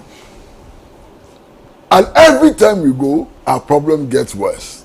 And yet, our leaders continue to go there. Our leaders continue to go there because they are bankrupt of ideas. Because they don't even understand the problems we confront us. That is why we keep going there. Now, I'm sitting here and I'm so very deeply embarrassed. I am so very deeply embarrassed. You know why I'm embarrassed? This U.S. Vice President, what is her name? Kamala Harris. Is that the name? Yes. Kamala Harris. Yeah. Okay. Oh, why are you laughing? You don't know her name. Well, I haven't taken the trouble to study that name. You know. I haven't taken the trouble to study that. They say she's called Kamala Harris. Kamala. Kamala. Yes. Okay. I understand his confusion. A lot of people have been making that mistake. If you are not careful, they will confuse you. Well, I think sometimes they confuse her name with Baba Kamara. But confuse her name with Baba Kamara. You know, some call her Kamala Harris. Yeah. And so on. Kamala Harris, that's not Baba Kamara. Master, we are talking serious things and we are laughing. Serious matters, so don't laugh. So this lady, Kamala Harris, Kamala, I hope I got it right, Kamala Harris, comes to Ghana and then she says, we are going to help you. We want to help you. We love Ghana. In fact, we love Ghana for as long as you support us in creating confusion in Ukraine, we will love you. Of course, we've already pledged that we will help the United States of America and its allies to create as much confusion in Ukraine as possible. So maybe truly she loves us. But what is the solution? That now, the United States of America is going to appoint a resident advisor on the economy to Ghana. Solo, I thought there was something that your people used to say all the time, that we have the men. Now they are going to borrow men. Now they are going to borrow men from the United States of America. We have the men, we have the men. Why did it take us? Now we've come to the point where you're going to get a resident economic advisor to help you deal with your economy from nowhere but the United States of America. Interesting development. Now, there's a university in Ghana called UPSA. And I thought that they teach economics. I thought that they had professors who teach economics in that university. There's a University of Ghana which has an economics department, which has some of the best economists in the world. I remember Tutu, what was his other name? Tutu? My very good friend. I mean, he made economics look so simple. I learned so much from him. I mean, this is a professor of economics who would make economics look like ABC. He came from the University of Ghana. He taught in the University of Ghana. The University of Cape Coast has an economics department. Even Tech, I think, has an economics department. All of them have economics departments. We are saying that all the professors in this economic department are useless. They cannot advise our Ministry of Finance. We have to go all the way to the United States of America to bring Houdini to come and help us understand our own economy and how to manage our economy. I mean, incredible. I mean, and this is something that nobody is talking about. For me, this is an important part of the outcome of the Kamala Harris visit. The United States has realized that Ghana, we are so useless. In spite of all the investors we have, in spite of all the professors in economics we have and so on, we are so useless. We can't manage our economy. So we are actually going to import an economist from the United States to come and help us manage our economy. So what is Ken Ofori-Atta sitting there doing? If we have to import economists to come and advise on the state of the economy, what is Ken Ofori-Atta doing there? In any case, I thought that the boss is about Ken Ofori-Atta studying in the same universities with all these people from the United States of America. They say he went to where? Which university? Yale. Yeah. What? Yale.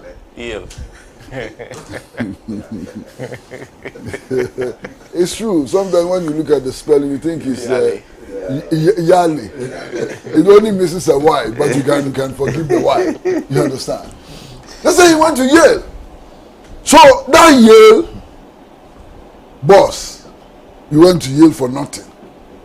Now we are going to import an economic advisor. It doesn't end there. My brother, Bank of Ghana. You see the governor with his fine, beautiful tie and tailor-made suits and so on. They say he doesn't know tea. So now, the IMF is actually bringing somebody to come and sit on his neck in the bank to make sure that he does the right thing.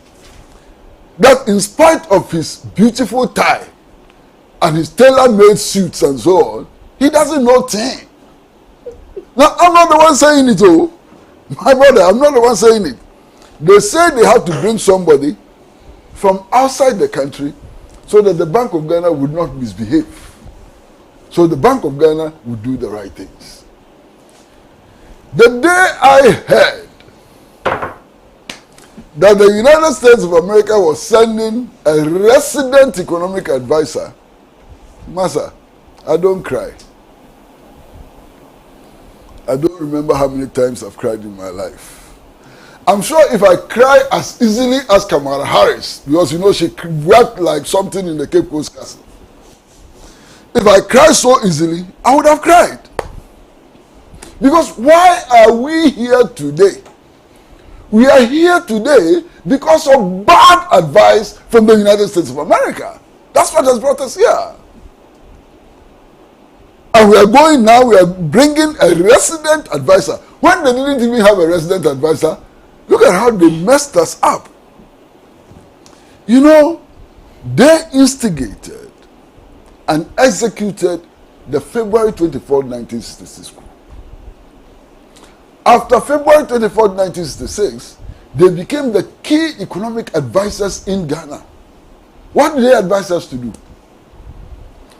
One of the things they did was to persuade the government that they installed to dismantle the atomic reactor at Kwabenya. Listen very carefully. And send it to the United States of America to truncate our pursuit of nuclear power. You understand? Today, all the electricity problems we are having and so on can be traced to the fact that we abandoned that nuclear project. That all the energy projects, which were initiated by Nkrumah, were abandoned on the advice of the United States of America. Do you remember that the Buzia government was advised that Akosomu was too big, it was producing too much power, so we shouldn't invest in power generation. And we did not invest in power generation until General Champon came and built the pond dam. That is one of the problems we have. Advice from the United States of America. They advised us to privatize state enterprises. As a result, we have destroyed more than 400 viable state enterprises. That is why we are here. They advised us to withdraw subsidies on education, subsidies on health, subsidies on housing, and so on. That is what led to the limitation of access to social services in our country. They advised us to devalue the national currency.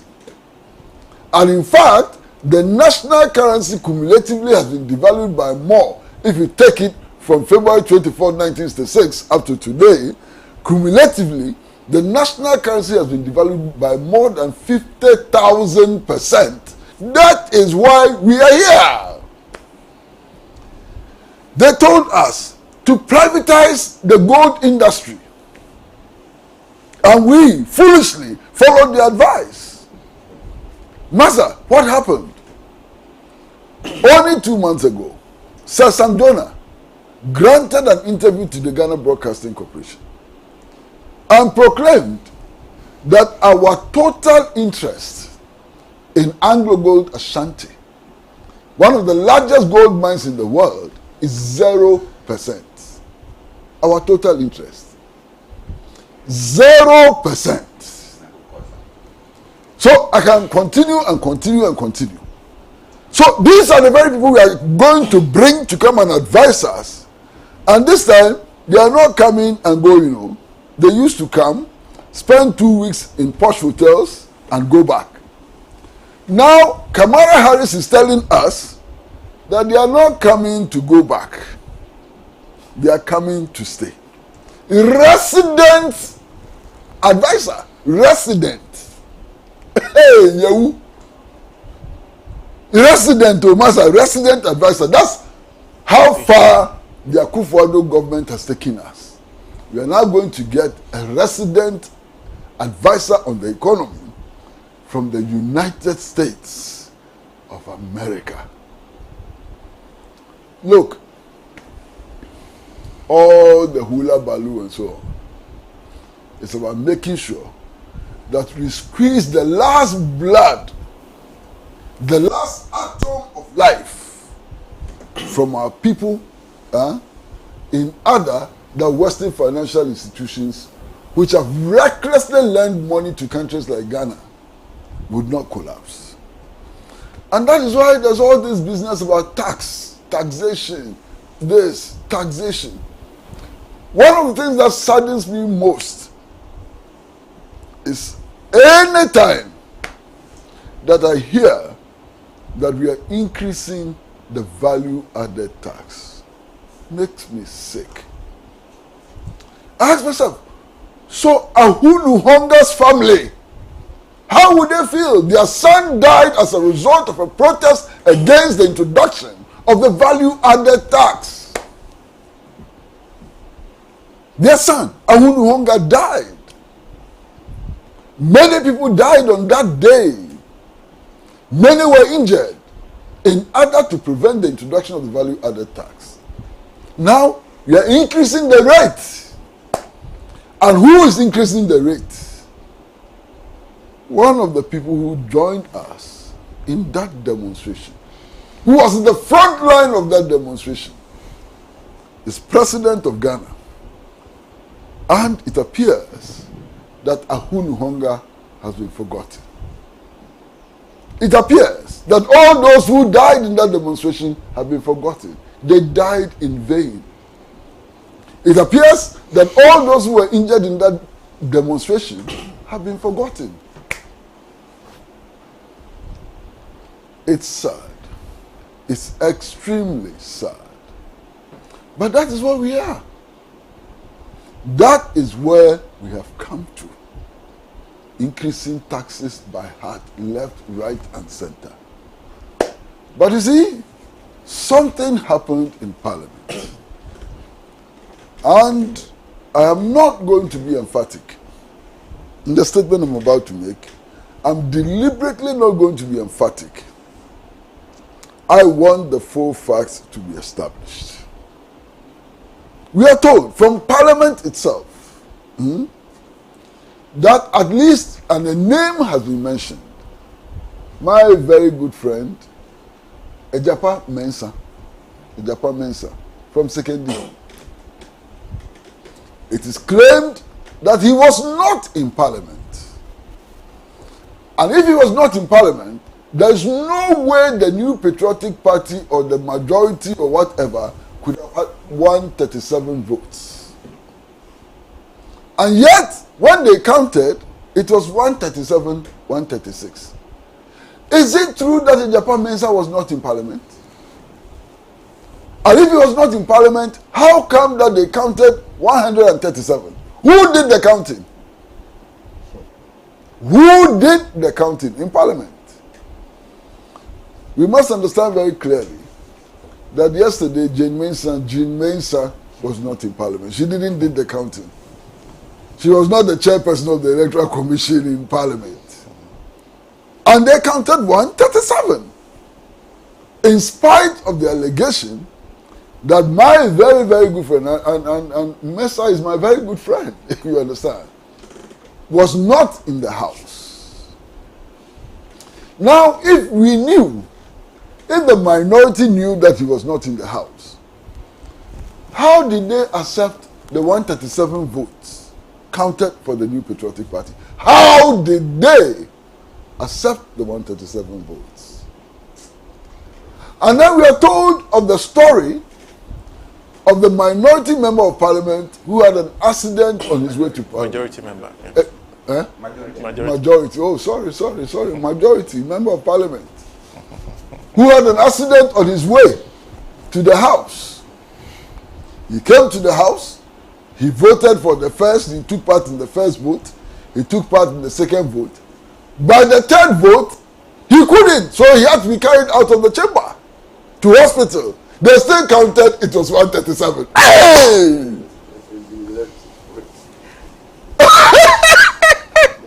Hey! Please. Master, I've been falling.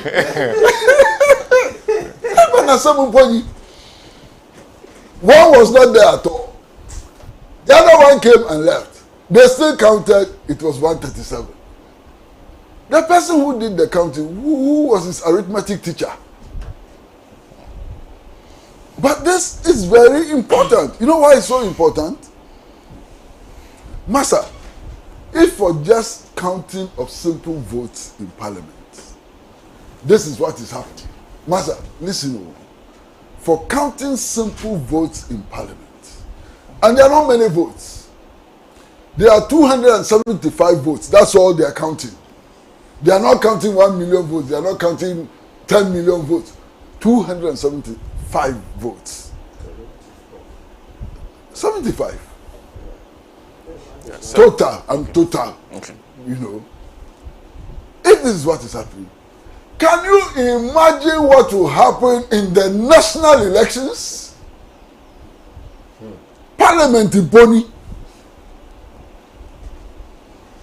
This is parliament. So can you imagine what will happen in the national elections? So if the allegations are true, why now if the allegations are true, then we should brace ourselves up for something else in the general elections. Especially as brazenly card members of the governing party, card-bearing members of the governing party are being appointed onto the Electoral Commission. Then we should worry. We should be deeply worried. And I think that this matter needs to be investigated. We need to find out the full facts about what happened in Parliament yesterday. And for me, I'm worried that I'm not seeing the kind of protests which will come from the minority side. I'm not seeing that kind of protest. This is a matter for deep worry. If it is true, it means that the voting was rigged. If it's true. If it's not true, it's another matter. Why would anybody spread this kind of falsehood about Parliament, which is supposed to be, what? Supposed to be what? You leave it there. But this matter needs to be fully investigated so that we establish the full facts. Now, forget the apparent or suspected rigging of votes in favor of these taxes and so on. I have spoken to a number of economists, including the very one financial analyst who is sitting by your side. And I've been told that even all of these taxes cannot finance our budget deficit. No, be so. So it means that even all the imposition of these taxes and so on will not fill the hole. All of these taxes will still not fill the hole. The hole which has been dug by Ken Ofori-Atta and his associates. I recall the very bold action by 80 members of parliament from the New Patriotic side. 80 members of parliament. Those courageous 80 sought to redeem the image of their party. The courageous 80 wanted to send a message to the people of Ghana that they are as concerned as everybody else about the state of the economy. And they were even prepared to defy the president. You understand? In order to bring some modicum of sanity into the management of the national economy. Small pressure was applied on them and they collapsed and their courage vanished. And we are where we are today. Now, Ken Ofori-Atta has been sent to China to go and persuade the Chinese to treat us, treat us nicely, cancel a few debts that we owe and so on, and contribute to the general effort to reach a board-level agreement with the IMF. No, be so. When I heard that Ken Ofori-Atta was going to China, one of the first questions I asked was that, hey, is the man still going to make Bible quotations in China? Because in China, your Bible quotations will not impress anybody. And this man, anytime he's in trouble, he just picks a page of the Bible and then he puts it down. In China, they are not interested in the Bible quotations. What they are interested in is the real concrete measures we are going to take in order to close the gaps in your economy. Bible quotations, whether they are from St. John or St. Matthew or St. Michael, do not close gaps in the economy.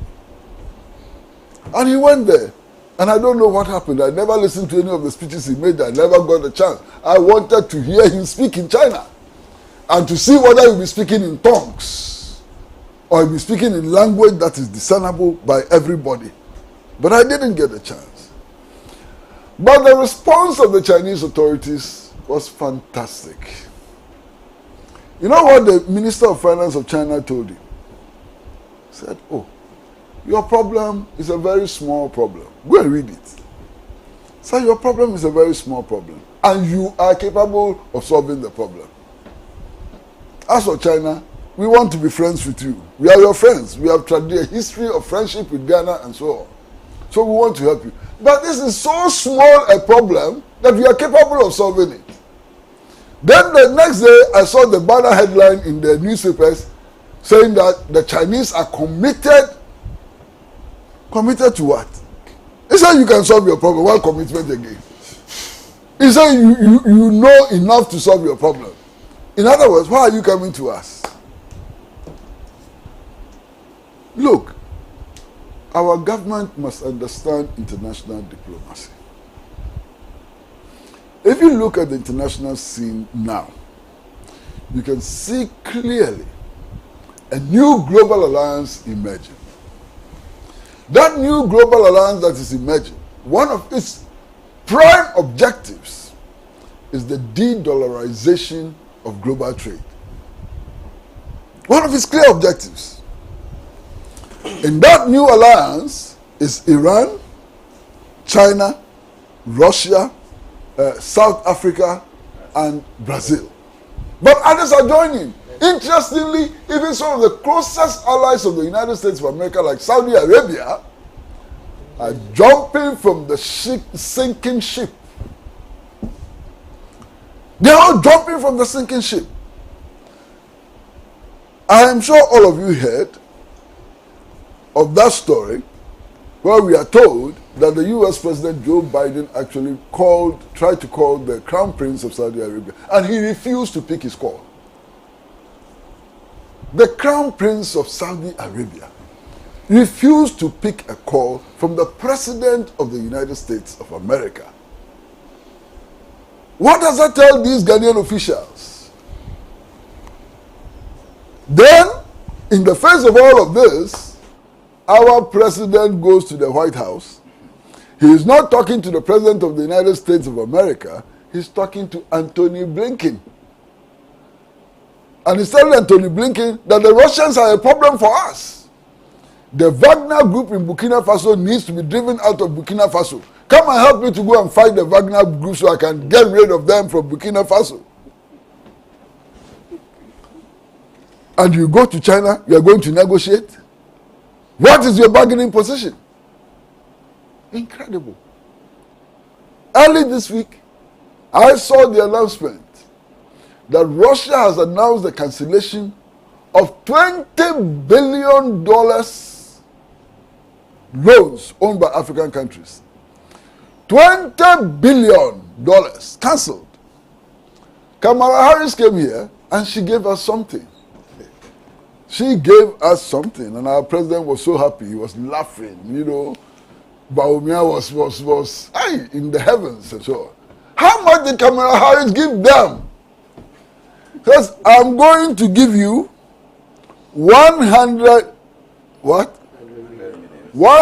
million, but it's not for you alone. 5 African countries have to share that $100 million. 5. It's not coming in cash. 5 countries have to share that. Bernard, I know it's not coming in cash. It's coming in the form of guns and bullets. We can't get kenke to eat, or we can't get fish to eat. We are in this situation.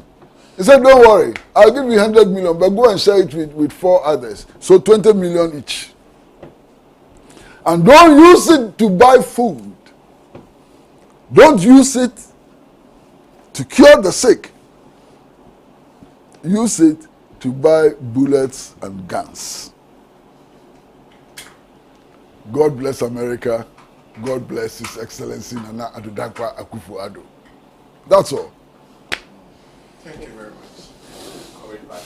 Well, if you just join us, I just want to go to a few of the messages you're sending to us. But before that, let me remind you that you are listening to the Mother of All Talk. You're watching and listening to the Mother of All Talk shows, Alhaji and Alhaji, live from the studios of Pan-African Television, live on Pan-African Television, live on the social platforms of Pan-African Television. We are on Facebook, we are on YouTube, and also on Radio Gold, and several other affiliates across the country. Let me go through a few of the messages you're sending us. This is Sapi Agbo, says, good morning, Sena. A warm welcome to your panelists of today's program. My question today to all well-meaning and discerning Ghanaians is, in President Akufo-Addo's recent sonnet, he categorically stated on authority that IMF would definitely approve Ghana's request latest by 31st March. Given that the government had failed to meet its own deadline, is there no provision in our constitution to hold the president and his finance minister accountable? Dennis Yakwete is also joining us. The energy Kenoforiata has been exacting chasing debt cancellations, haircuts in Talia, if directed to mining giants in Ghana to renegotiate Ghana's interest in the extraction industries, bring back the toll booths with additional ones, and increase the rate, he would have achieved his projected revenue target long by now. So sad for Ghana and the President Nana Addo. There's Habib Bantu says, so there's let me try and see if I can go through and find some more. But a lot of what is okay. This is from our YouTube. This is from our WhatsApp actually. It says, Sena, don't blame the minority for what happened in Parliament. But I fully agree with Uncle Kwesi that we need to investigate Parliament on their voting. That's from Alhaji Haruna in Shaiman. There's also Oxygen in Who says, good morning. Now I know why they call Bawumia the economic messiah, the most liar in Ghana, because he's just lying to be an economist. He doesn't know anything. That's why they are now bringing resident economists from the US. Wonder send that. Thank you. There's also, even in our parliament, where laws are made, criminality, bribery, and corruption prevail. Kalonsarik Ahinkra stole ballot boxes on the floor of parliament. Members accused of accepting money to vote in some direction and manipulation of counted votes just yesterday. But no investigation were done, no arrests were effected, and no prosecution were done. No talk of jailing culprits found. Are some individuals better than others? Thank you for that message. Then there's this one, as Alhaji, we are really in a very difficult time, and we should all pray for Mother Ghana. Chris sent that from Ashaiman. There's more. Evans from Aflau says, God is not from any man's village. Allah in his own wisdom inflicted this pain on the MP to feel the pain. And thank you. Thank you, Evans. There's more. I'll try and find more and read. There are some kind of messages coming in. Tulasi Emmanuel from Winneba says the challenges confronting Ghana is not in the inadequacy of resources but lack of leadership and skills. Anyone who takes Ghana to the IMF is not looking for a permanent solution to my problem but seeking their selfish interest. Tulasi Emmanuel sent that. There's this one says, please ask the MPP rep on the show, where is the solid team? I'll come to him. I guess he's heard that. Bryce Seto from Who says, Ghana's politics is nothing to write home about. This government has proven that they only know try and error method of governance. That's Bryce Seto from Who. Alhaji Hamza in Pig Farm is also joining us. He says, truth be told, we are where we are simply because of the arrogance of and disrespect to citizens of this country by the functionaries of this government. They will not simply listen to good counsel from experts in this country simply because they feel they know it all. Ghana today is bleeding seriously, and what we need is God's intervention. The living condition of the citizens has moved from bad to worse. There's this one who says, good morning. Please let your panelists understand one thing. They should believe it or not, in Ghana and Africa as a whole, our leaders are not corrupt. They are thieves. See what parliamentarians are doing, like kindergarten students. God save Africa from these issues. There's also Yajiman in Takrady, Sena. I wonder why the finance minister is still opposed. Why? Because first the IMF directed a resident overseer to supervise our BOG, and now it is the turn of the finance ministry. Oh Ghana, where are the men they were claiming to have in abundance? And a big thank you to Yao.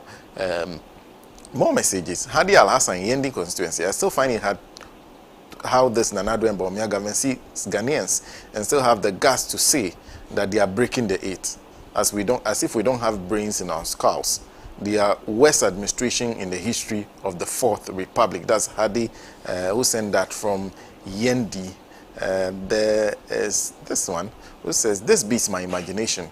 I learned health personnel are living in droves, but still no vacancies to engage the willing ones who want to secure jobs and work in the country. How? My ward, health professional with all the necessary professional affiliations, is in the house 4 years after national service. How? Kofi is wondering. Thank you, Kofi. And then let me conclude with this one. I hope the speaker is our problem in Parliament. How does he repeat the counting 3 times 2 years to favor the NPP? That is also coming from him. And then let me conclude, Frank from Makasim. Yesterday, the Minority Caucus of Parliament remained resolute in their quest to prevent the passage of the 3 tax bills. But as usual, of the insensitivity of the government, they managed to pass those obnoxious bills. In the midst of all this uselessness by the government, people still want the government to break the eight. I want to find out from your panelists if my monthly income tax of 650 Ghana cedis is going up after the passage of new tax bill. That's coming from Frank in Makasim, who has sent that. Okay. Well, a few more before I conclude. Okay. This one says, tell Uncle Kwesi that yesterday the speaker is pleading to the hearing of all who watched the proceedings that he granted the injured MPP MP and caretaker Dr. Kisi to be counted after the Minority Caucus raised the absence of the 2 MPP MPs. Okay, this one. So that's an explanation, I think. This is not an explanation. If they ask permission to be outside of Parliament, you can count them as being present, but you don't count them as voting.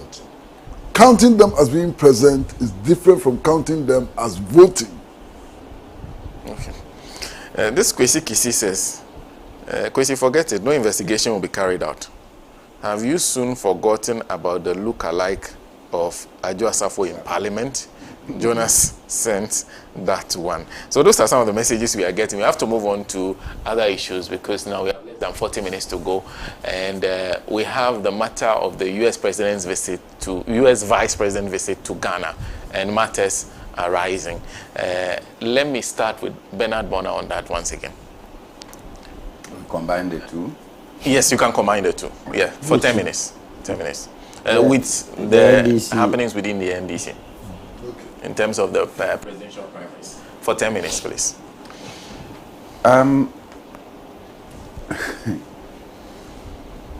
Kwesi was trying to pronounce the name, so I'll just say the U.S. Vice President, so that I don't fall in the same difficulty as Kwesi. Even the Harris, I've heard some people pronouncing it as Hallis.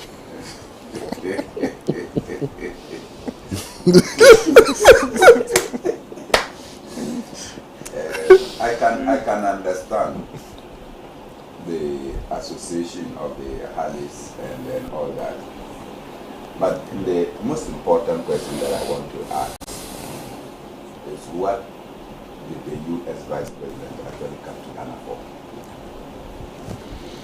Because I'm still trying to find out what she came to Ghana to do, and it did not work well for me, and it still doesn't. I am on record to be unhappy about the manner in which our Vice President and the Welcome Party, in a month that was declared as Heritage Month, Ghana Month, went in a 3-piece suit to go and welcome the U.S. Vice President to Ghana. I thought that it was an opportunity gone missing, where we could have showcased once again that, look, this is the Black Star. Kwame Nkrumah's first appearance at the UN was in Ekente. And that sold a lot as far as cultural diplomacy is concerned. So when you declare an entire month that this is the month in which we were born, this is the month that we have inherited, we call it Heritage Month, and you are going to welcome somebody into your country, culturally, diplomatically, you needed to costume yourself to fit that which you have proclaimed for all of us. I thought it was the Vice President whose, what do we call them, the people who costume the Vice President? Yes, the people who are responsible for his clothing, who simply did not have swag. But the next morning, the President met with the Vice President of the United States of America and was dressed.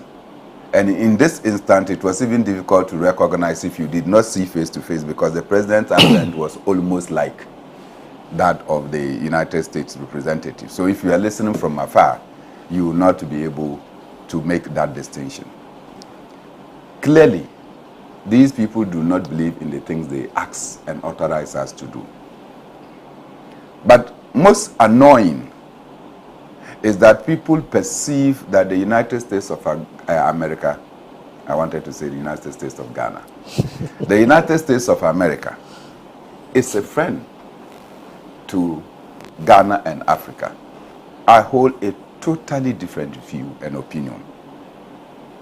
So look, you growing up, somebody comes to kill your father, marries your mother, and every morning they organize tea, egg, and bread for you, and give you some toffees and chofi. And you say that this man who is your mother's husband, who killed your father, is taking good care of you. That is what the United States of America has done to Africa. When Kwame Nkrumah started the African Renaissance, the United States of America killed Kwame Nkrumah by overthrowing him, and as people will describe later, that Kwame Nkrumah died of the cancer of betrayal. Kwame Nkrumah died. The African liberation struggle was curtailed. Patrice Lumumba was killed by the involvement of the United States of America because he was seen as one of the pillars to strengthen the African foundation. They killed Modibo Keita, overthrew him, put him in prison for nearly 10 years, and he died. They killed Sekou Touré. They came for Thomas Sankara, and of recent, they picked Gaddafi up. And all of us, I mean Gaddafi, we can picture how Hillary Clinton went to Benghazi and virtually authorized that Gaddafi should be killed and not to be arrested alive, because arresting him alive would pose a challenge for them. What happened?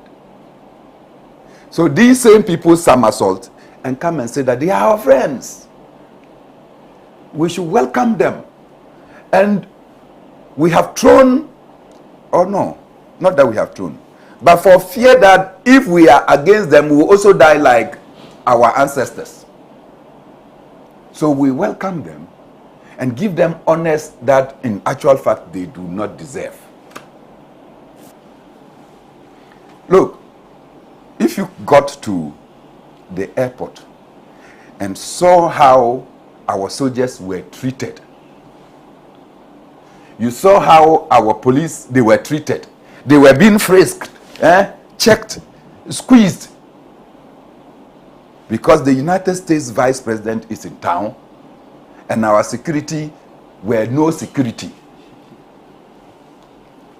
You know, one of my brothers was passing by the airport and saw how commissioners of police were being searched. And out of anger, he rolled down his glass and said, after they have checked you like this, I hope that when I'm passing in the evening, you don't ask me to stop for you to check my car boot. Because you yourself, look at what they are subjecting you to. Kamala's went to Cape Coast for just 30 minutes. The Cape Coast or Central Region Police was not sufficient to take care of her security. Security that they themselves will check. They carried security from Accra. They stayed in Central Region for 2 days. On the third day, they left. Those police that were taken there, they were to be checked for a 30 minutes visit of Kamala Harris. The West, in all these things, had to do with the kind of response that the president gave to the issue of LGBTQI. I have a lot of sympathy for persons who are gay and lesbians. I hold the view, and strongly so, that they are not normal. And they require our compassion. They require treatment. They require healing. We should embrace and lead them so that they can come out of their difficulty. That is the humanity that we have to show them. But you cannot come and say that an abnormality must require a right. That a man trusting another man's anus must be considered and given the right of marriage. And President Akufo-Addo was mesmerized. And what pained me in all this, Sena, is that President Akufo-Addo says that there's no legislation. True. He went further to say that what is before Parliament is not sponsored by his government and the state. That it is some few individuals. And I have a problem with the choice of the few individuals. And that when Parliament finishes its work, he will come in. Come in to do what? Come in to say that you don't respect the decision of Parliament, therefore you will not assent? Or what? But you know, I have watched closely how the United States of America has operated. They profile people on their own. So as we sit here, and the way I'm speaking, if they don't like me, and now that they have a military base in Ghana, on my way home, they can simply adopt me, fly me out of Ghana and probably to Guantanamo Bay. The next time you hear of me, they would have profiled me and put my pictures and images out there and say that I am a terrorist. They will not put you through any trial. So when President Akufo-Addo comes to say that individuals are responsible for the proper sexual and family values act, what President Akufo-Addo is telling the United States of America is that don't blame me. If you are looking for persons who are opposed to what you want me to do, go and look for Ablakwa. Go and look for Reverend Fojwo. Go and look for Bejra. Go and look for Sam George. They are responsible. You cannot be reckless as a leader. You cannot ask that somebody should come and look. The same pronouncement President Akufo-Addo made about the Wagner group in Burkina Faso is the same he has made in this particular instance. And so it shocks me that we will have a president who is not able. Look, if you are for it, you state that as head of state, I am for it. But I wait for what my citizens will say. No one will cut your throat. If you are not for it, you should say, look, Obama went to the United States, to Kenya. And when he put the issue of rights and the issue of sexual rights, Uhuru Kenyatta simply told him off. I said, look, we are talking about rights to education. We are talking about rights to employment. We are talking about rights to food. We are talking about rights to overcome poverty. These are the concerns of the people of Kenya. And a man marrying a man or a woman marrying a woman is not an issue for the people of Kenya. We can grant the United States that that is your right. Go and deal with it in your country. You have to work out for me. Recently, Yoweri Museveni in Uganda, they passed their own law. He stated the position and said that if they say that They will be disappointed. Africans have been disappointed many times. Our president simply is not able to stand on his own. Finally, on the National Democratic Congress and the contest they are going into, I just feel that it's an opportunity for the party grassroots to be energized. Beyond that, it is a contest that is clear for John Mahama. Nothing will change. Right? Nothing will change. John Mahama will win in excess of 90%. But of course, other persons have come in. And so they are energizing the grassroots and probably bringing them. So, Dr. Yarboi, is it Yarboi? Yarboi. People will come around so that you get a little excited. I think that Dr. Kwabena Dufo and my very good friend, Kojo Bonsu, they have come to market themselves to the party, but not to be bought by the party. Thank you. Thank you. Solomon. Sena, Kamala Harris visit Ghana. Ordinarily, it's not supposed to be any big deal because from independence since 1957, you have had Nixon in Ghana. In 1998, you had Clinton in Ghana. 2002 or so, you had Bush in Ghana. 2009, you had Obama in Ghana. And we are still where we are. It means Ghana can only be developed by Ghanaians, not any foreign interest. The only positive aspect I see is rather to reinforce our tourism potential. You know, we did a year of return. We are doing beyond a year.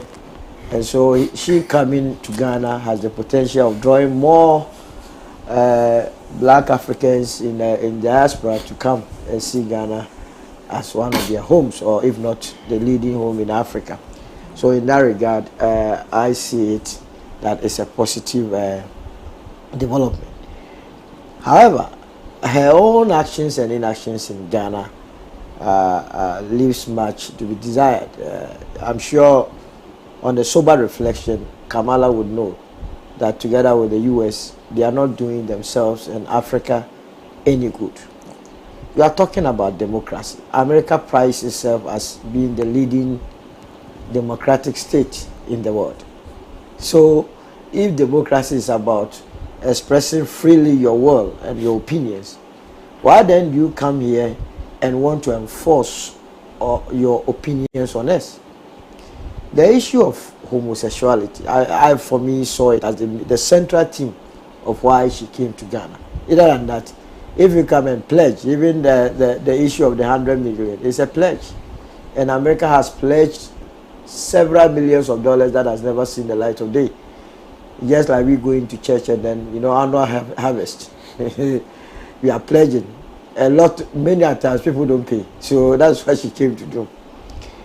You came to discuss an issue that a greater percentage of the people do not want to hear, which is LGBTQ and the plus. And my worry has to do with the plus.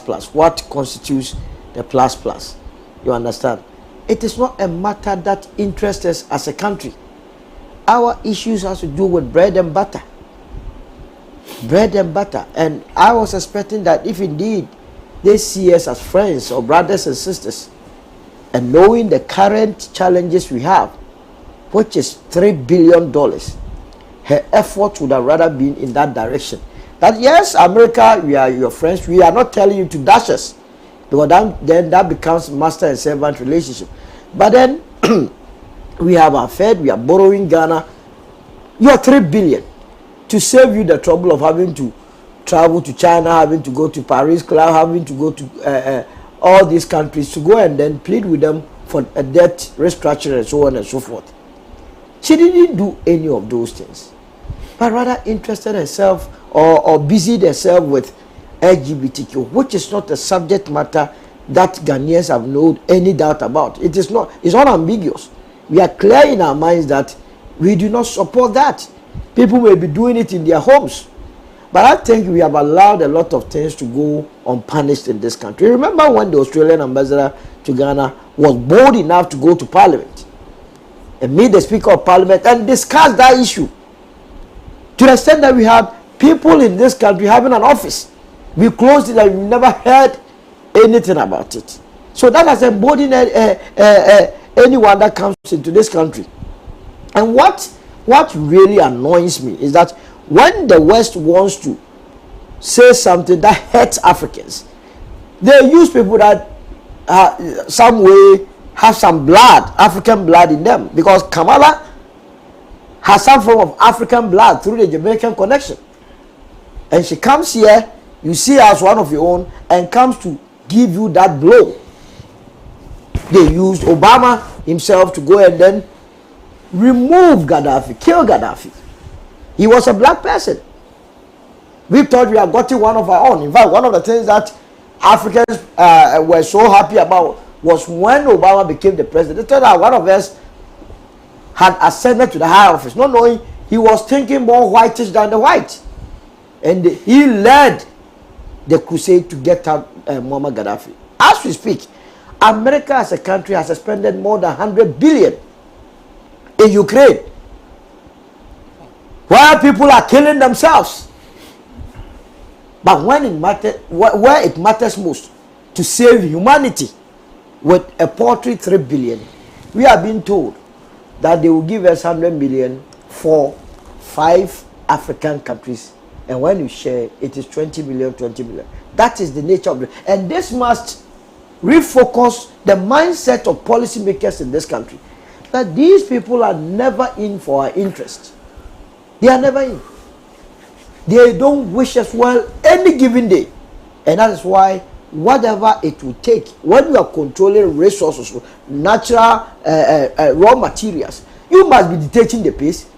Because the day we will refuse to allow the raw materials or the resources to go out, their productivity levels will come down. So why must we be at the beginning end of the equation?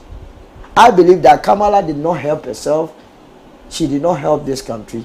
And to just assuage the fears of my brother, the president, I don't think, believes in this LGBTQ plus.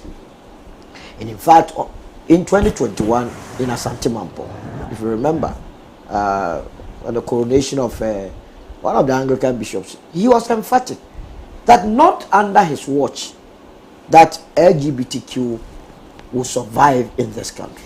Sometimes in diplomatic circles, there are ways you speak. I believe this was one of those ways he spoke. The bill is already in Parliament. It is for Parliament to do what is the honest. I can understand his frustration because now it looks like people are also losing a lot of faith in our Parliament. They are not too sure. Especially where we have been told that NDC members of Parliament take bribes. So if this LGBT... both sides. No, PCO said all of them. No, PCO era is gone. And we are dealing with the current matters. The NDC member of Parliament says their members of Parliament take bribes. And if small cities can change people's minds, how much more dollars big ones as such? Are we safe? Now, to narrow it down to the National Democratic Congress and what is happening. Let me brief on that for me. I wish them the best of luck. My only disappointment is that the former president, in his rounds, has not been able to explain or lay out what the future plans hold in an unlikely event he wins any elections. I mean, where the country has gotten to, we don't need just general talk. We need real pragmatic policies that can take us far. And I believe that once that is done, it will help them. Again, in going forward, the party must not let Ghanaians see them to be more into money matters. How can you charge 500,000 for just filing of nomination? And remember, that is one of the issues that an MP that I heard on radio from the NDC side spoke about, that they approved a nominee like Brian Achampo because Brian helped them, some of them, to pay for their filing fees of 400 million OCDs. Someone wants to go to Parliament. Someone wants to contest on the ticket of the NDC. You have to cough out 400 million OCDs. Social Democrats, I think when we do that, we are already selling our democracy. It cannot be. Presidential, so far they have raked in about 1.5 million. How is it going to? Is that? 2 billion. The guy paid. It's non-refundable. Oh, no, yeah, they have to refund. You know, a grab your father. Later, he was chasing the party for his money those days. This man will go back and chase the party. So I wish them all the best, and I hope that they will come out and also deal with their issue in Parliament. Deal with it. It has not been dealt with. The issue with between how the Rambo Star removed Haruna Iddrisu and Muntaka. That is what is playing out in all these. They don't want to touch it. The earlier they sit down as a party and hold a reconciliation conference, it will help them. Either than that, now they say, oh, you said Haruna Iddrisu was losing votes in Parliament. You have come, it's 2-0. You have not won any votes. So does it mean that you are not competent?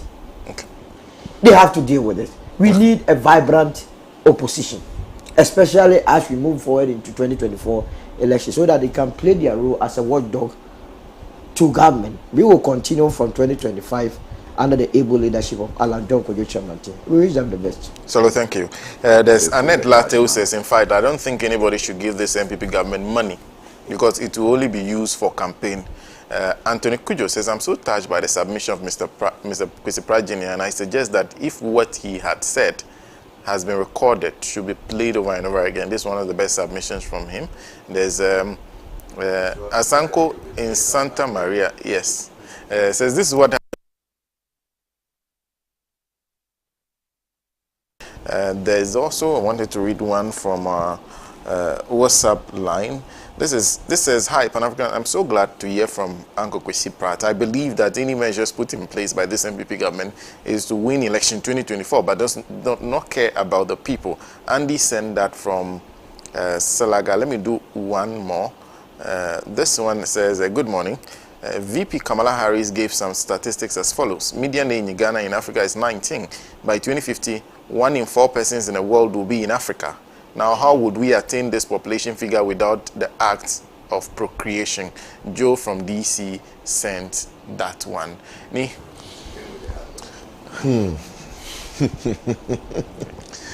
Well, Sena, I will just backtrack a moment to say that we should be minded that this government actually promised to reduce corporate tax from 25% to 20%. What informed that decision has not changed, and we still urge them to go back to that. To continue, I'll say that then as for the name, we'll keep it as Vice President of the United States. I think she was only here to remind us that the new economic bloc being formed, we should not attempt to go near it. I think that was the only reason she got here on flight to fly all the way from the US to Ghana to tell us that there is a new bloc coming up. And this new bloc would actually produce a currency that will be backed by gold. And the South Africans being on board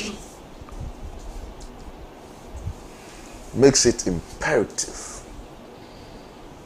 that Ghana should not be on board that economic bloc. No matter what happened, the US will not allow that to happen. And that is why she has to rush in here. For me, I see this as a rush visit.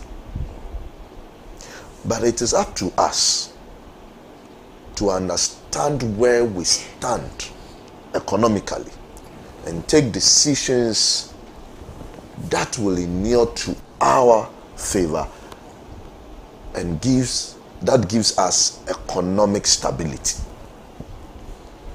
Look, the trend will not change. And for the first time it is most likely this new bloc will succeed. Because if they succeed, a quarter of the US economy within a month or two will be reduced to zero.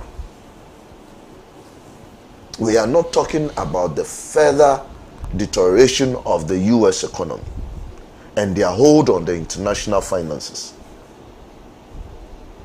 Russia did show the way that they can do without the SWIFT. Russia has shown the way that the world economy can return back to the gold standard. Russia has shown the way that it doesn't take so much to manage your currency to fight the international bully of the dollar. And that is what the US is scared of.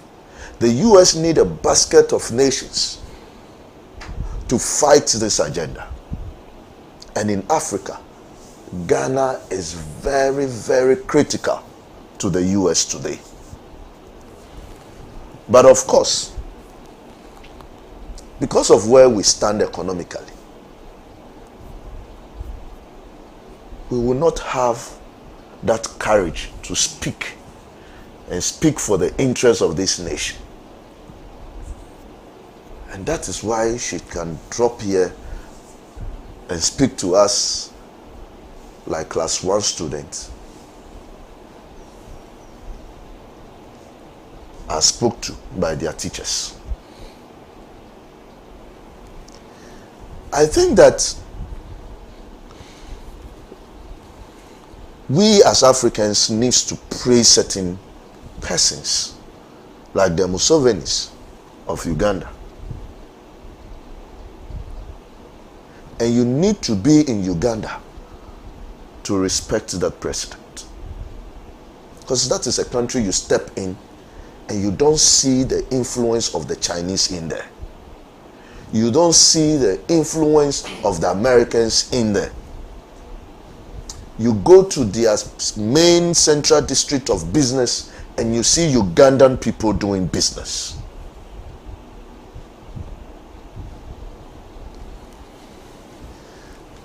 They go out there, and when they want to do business, they look out for other African countries to do business with. Yet, in the international press, he has been demonized. Unlike the president we have, who wants all the time to look good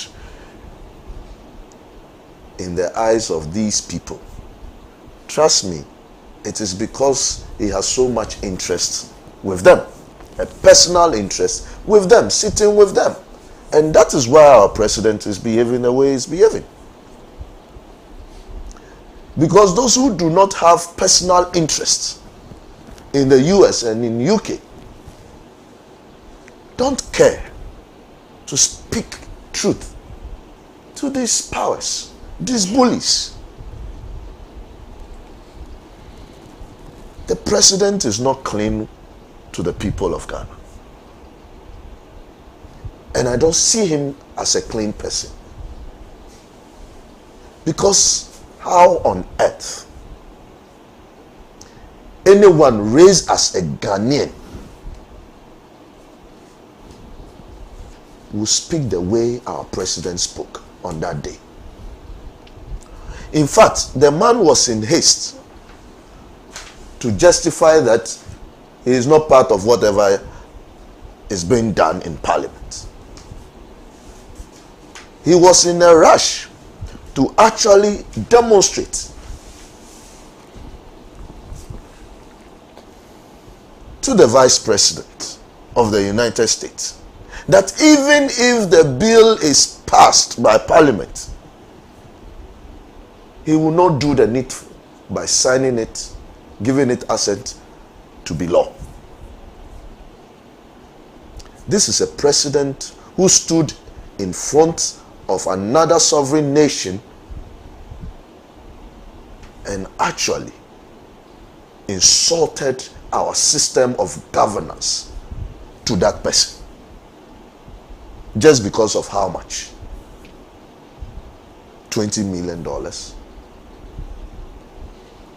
I know the president and his people are too rich, they can cough up this money. I know. Oh, they are too rich to cough up this money. They can give us this money. So why would a president be in a haste if he has no bigger interest than the $20 million sitting with the Americans and the US and the UK? So clearly, we do not have a president. Now let me go on to the issue about contest within the NDC. I think it is good for politics. It's like my brother said, it's kind of gingered the grounds, but really it will change nothing. We all know who would come out victorious, and 90% I believe will be understatement. It will go beyond 90%, and it is an open secret, and therefore I don't see why anybody would have to waste resources. But also I believe that they are doing it in the spirit of democracy and in the spirit of competition, and it is good for all of us. It keeps us on our toes, and competition is always welcome, and we expect His Excellency President Mahama to garner 100%. Might miss it by some 2%, and we are looking at 98%, and it will be achieved. 98%. Well, let me just do before I come to Comrade Pratt. Let me just do. Okay. This is Idi Gideon who says, I think NDC caucus in Parliament are doing their very best thinking about Ghana and reasoning Ghana. What we fail to know is that the NDC side is dealing with mafias and crooks. The side of the MPP can even count parliamentarians who were not in Parliament as present. These guys can never be trusted, as former President His Excellency Jerry John Rawlings warned us about. We are all in it together in the same sinking ship, even as some celebrate this cowardice and inhumane acts of the new patriotic party. Mr. Pratt. Well, the visit of Kamala Harris was styled as a charm offensive. So she came to charm us. You know, I've seen the performances of Indian dancers. You know, they charm. I didn't see any charm in this offensive. There was no charm in this offensive. She came to tell us how useless our people who manage our finances are. Said, don't worry, they are so useless, I'm going to bring you another one. And we know from their history that the one they are bringing will be worse than Ken Oforiatta. I don't see any charm in that. Of course, the whole visit ought to be seen within the context of the struggle for a multipolar world, as opposed to a unipolar world with America as the big brother. Clearly, any citizen of the world, must be very unhappy with the current monopolar world. You understand? Because of the consequences for all of us. Look at what the dollar has done to the national economies of many countries. Look at Cuba. I mean, if we had a multipolar world, Cuba would not be suffering the way Cuba is suffering today. Look at Venezuela. Look at Iran and so on. So there was no charm in that offensive. Of course, many people have focused attention on her comments on the LGBTQI. That's what the focus has been. But I think that the focus ought to be on the full implications of this visit for a national economy, for a national dignity, for the stability of the West African sub-region and so on. There are weighty problems that her visit, points to. And I'm going to be very honest with you, Sena. Me, sitting here. What do I care about what two adults do in their bedroom? Is that my concern? Two adults. If they decide to somersault in their bedroom, how is that my concern? It is not my concern. You understand? I am worried, or will be worried, if, for example, there is some sexual exposure to children. It doesn't matter whether they are homosexuals or heterosexuals or whatever. I don't want my grandson to be told how to do some things and so on. In the primary school, I will object very strongly to it. But what Kojo and Convener and AC and Araba want to do in their bedrooms and so on, I don't care. It's not my business. That's all. Okay. I think you missed comment on one last topic. The NDC one. Comment for what? Who doesn't know the results of this primary? Is there anybody in Ghana? Even the people who are contesting, they know the results. Yeah, Then we know the winner, but not the results. The results is they know everything, Masha. So you are saying that 8%. I spoke to one of them. I said, my brother, why are you doing this? He said, oh, it's not to win. So I said, for what? He said, oh, it's to position myself well for the future. They know. There are various reasons why they're all contesting, everybody. Why? If at the end it is not a landslide victory for John Mahama, I'll be surprised. Landslide victory, and I mean proper landslide, though, not small landslide. Like 99%. You wait and see. Who doesn't know this? Sena, are you telling me that you don't know? Yesterday morning, I listened to you on your morning show and say, oh, everybody contesting is a fine gentleman. They all have credentials. I said, what is Sena trying to do in that studio? What were you trying to do in that studio? You were following the classroom lesson. You go to journalism school and they say the best journalist is one who is neutral. How can the best journalist be the one who is neutral? There is nothing like neutrality. You always have a position. I laughed. What is Sena up to? What is this? Maybe he believes there could be some surprise. He's believing in Akufo-Addo's diplomacy. Oh, wow. Masha, I couldn't help myself. I was laughing that all of them are fine gentlemen, all of them have... But they are all fine gentlemen. It's all we are talking about. Fine gentlemen. You wait, then the results will come. But you see, nobody is going to be shocked by the results. Because even the contestants know what the results will be.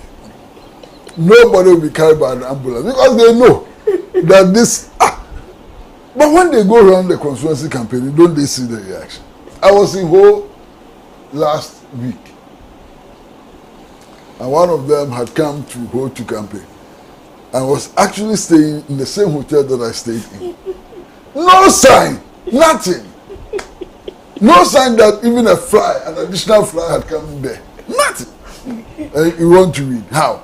But maybe like it don't so. You know when he launched his campaign at sector, the way a lot of people could, Dr. Enu, those days. And the 500,000.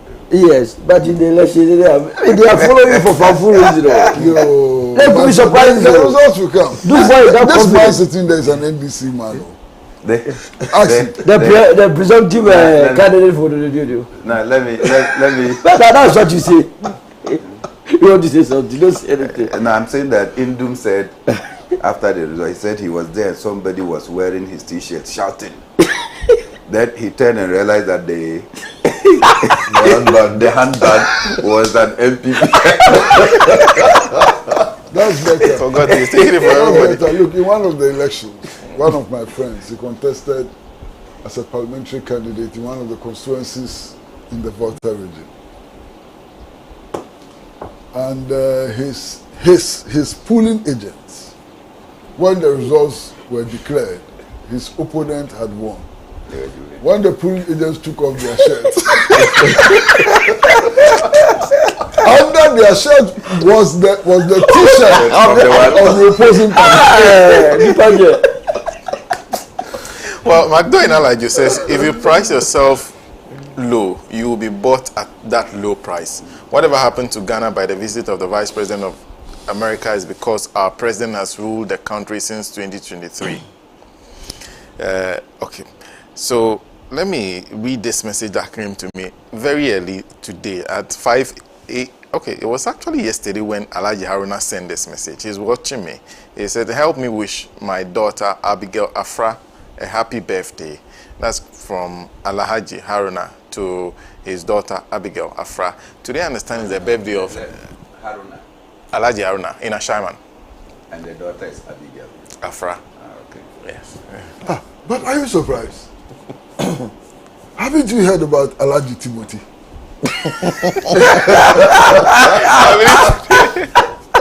Alhaji Timothy. You haven't heard? Today is the birthday of Elsie Apao. No, seriously, I mean, you guys haven't heard about Alhaji Timothy. No, I have not. Happy birthday to Elsie Apao Oklu. Apao Klu, that's the name. Happy birthday to you. Well, and also, I nearly forgot, the former national chairman of the National Democratic Congress is burying his mom today. So our condolences to him and wish him all the best. Well, we are done for today. Let me say a big thank you to Kwesi Pratt Jnr, who is General Secretary of the Socialist Movement of Ghana, Solomon Owusu, who is a member of the MPP's communication team, Comrade Bernard Mornah, who is a former chairman of the People's National Convention, a political activist, and then sitting right by me is Nii Yarboi Annan.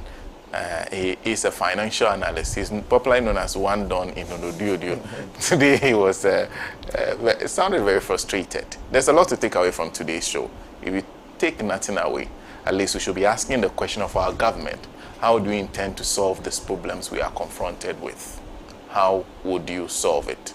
Because we know the IMF will not. We are back same time next week with another edition of the show. Let me say a big thank you to the crew here at Pan African Television, and of course to our affiliate stations across the country. The program was live on Pan African Television, also live on Radio Gold. Thank you for watching. To lead his people into the land of freedom, he is the Redeemer.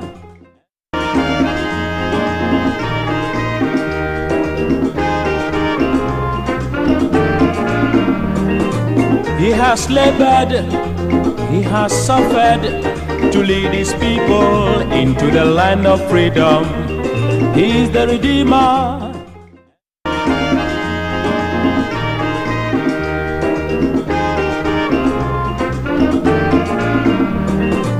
He has labored, he has suffered to lead his people into the land of freedom. He is the Redeemer.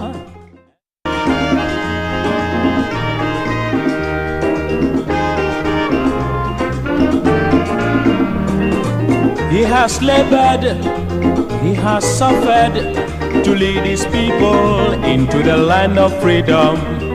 He is the Redeemer.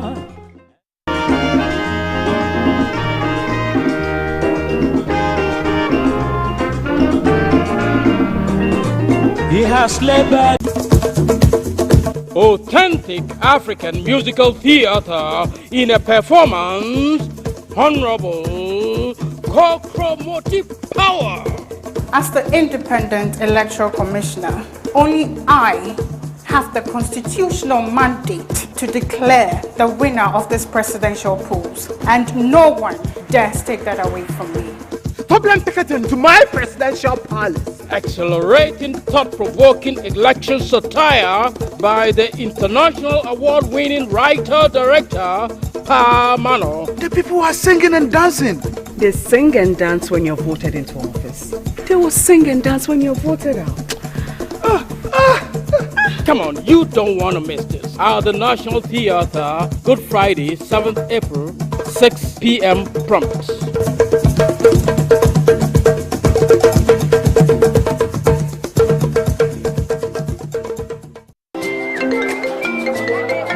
Hello, information. Madam. Me, I have still not got the money for that list of expensive building materials you sent to me. The price of the iron rods have been increased too much, Madam, relax. Look, that's not why I did call.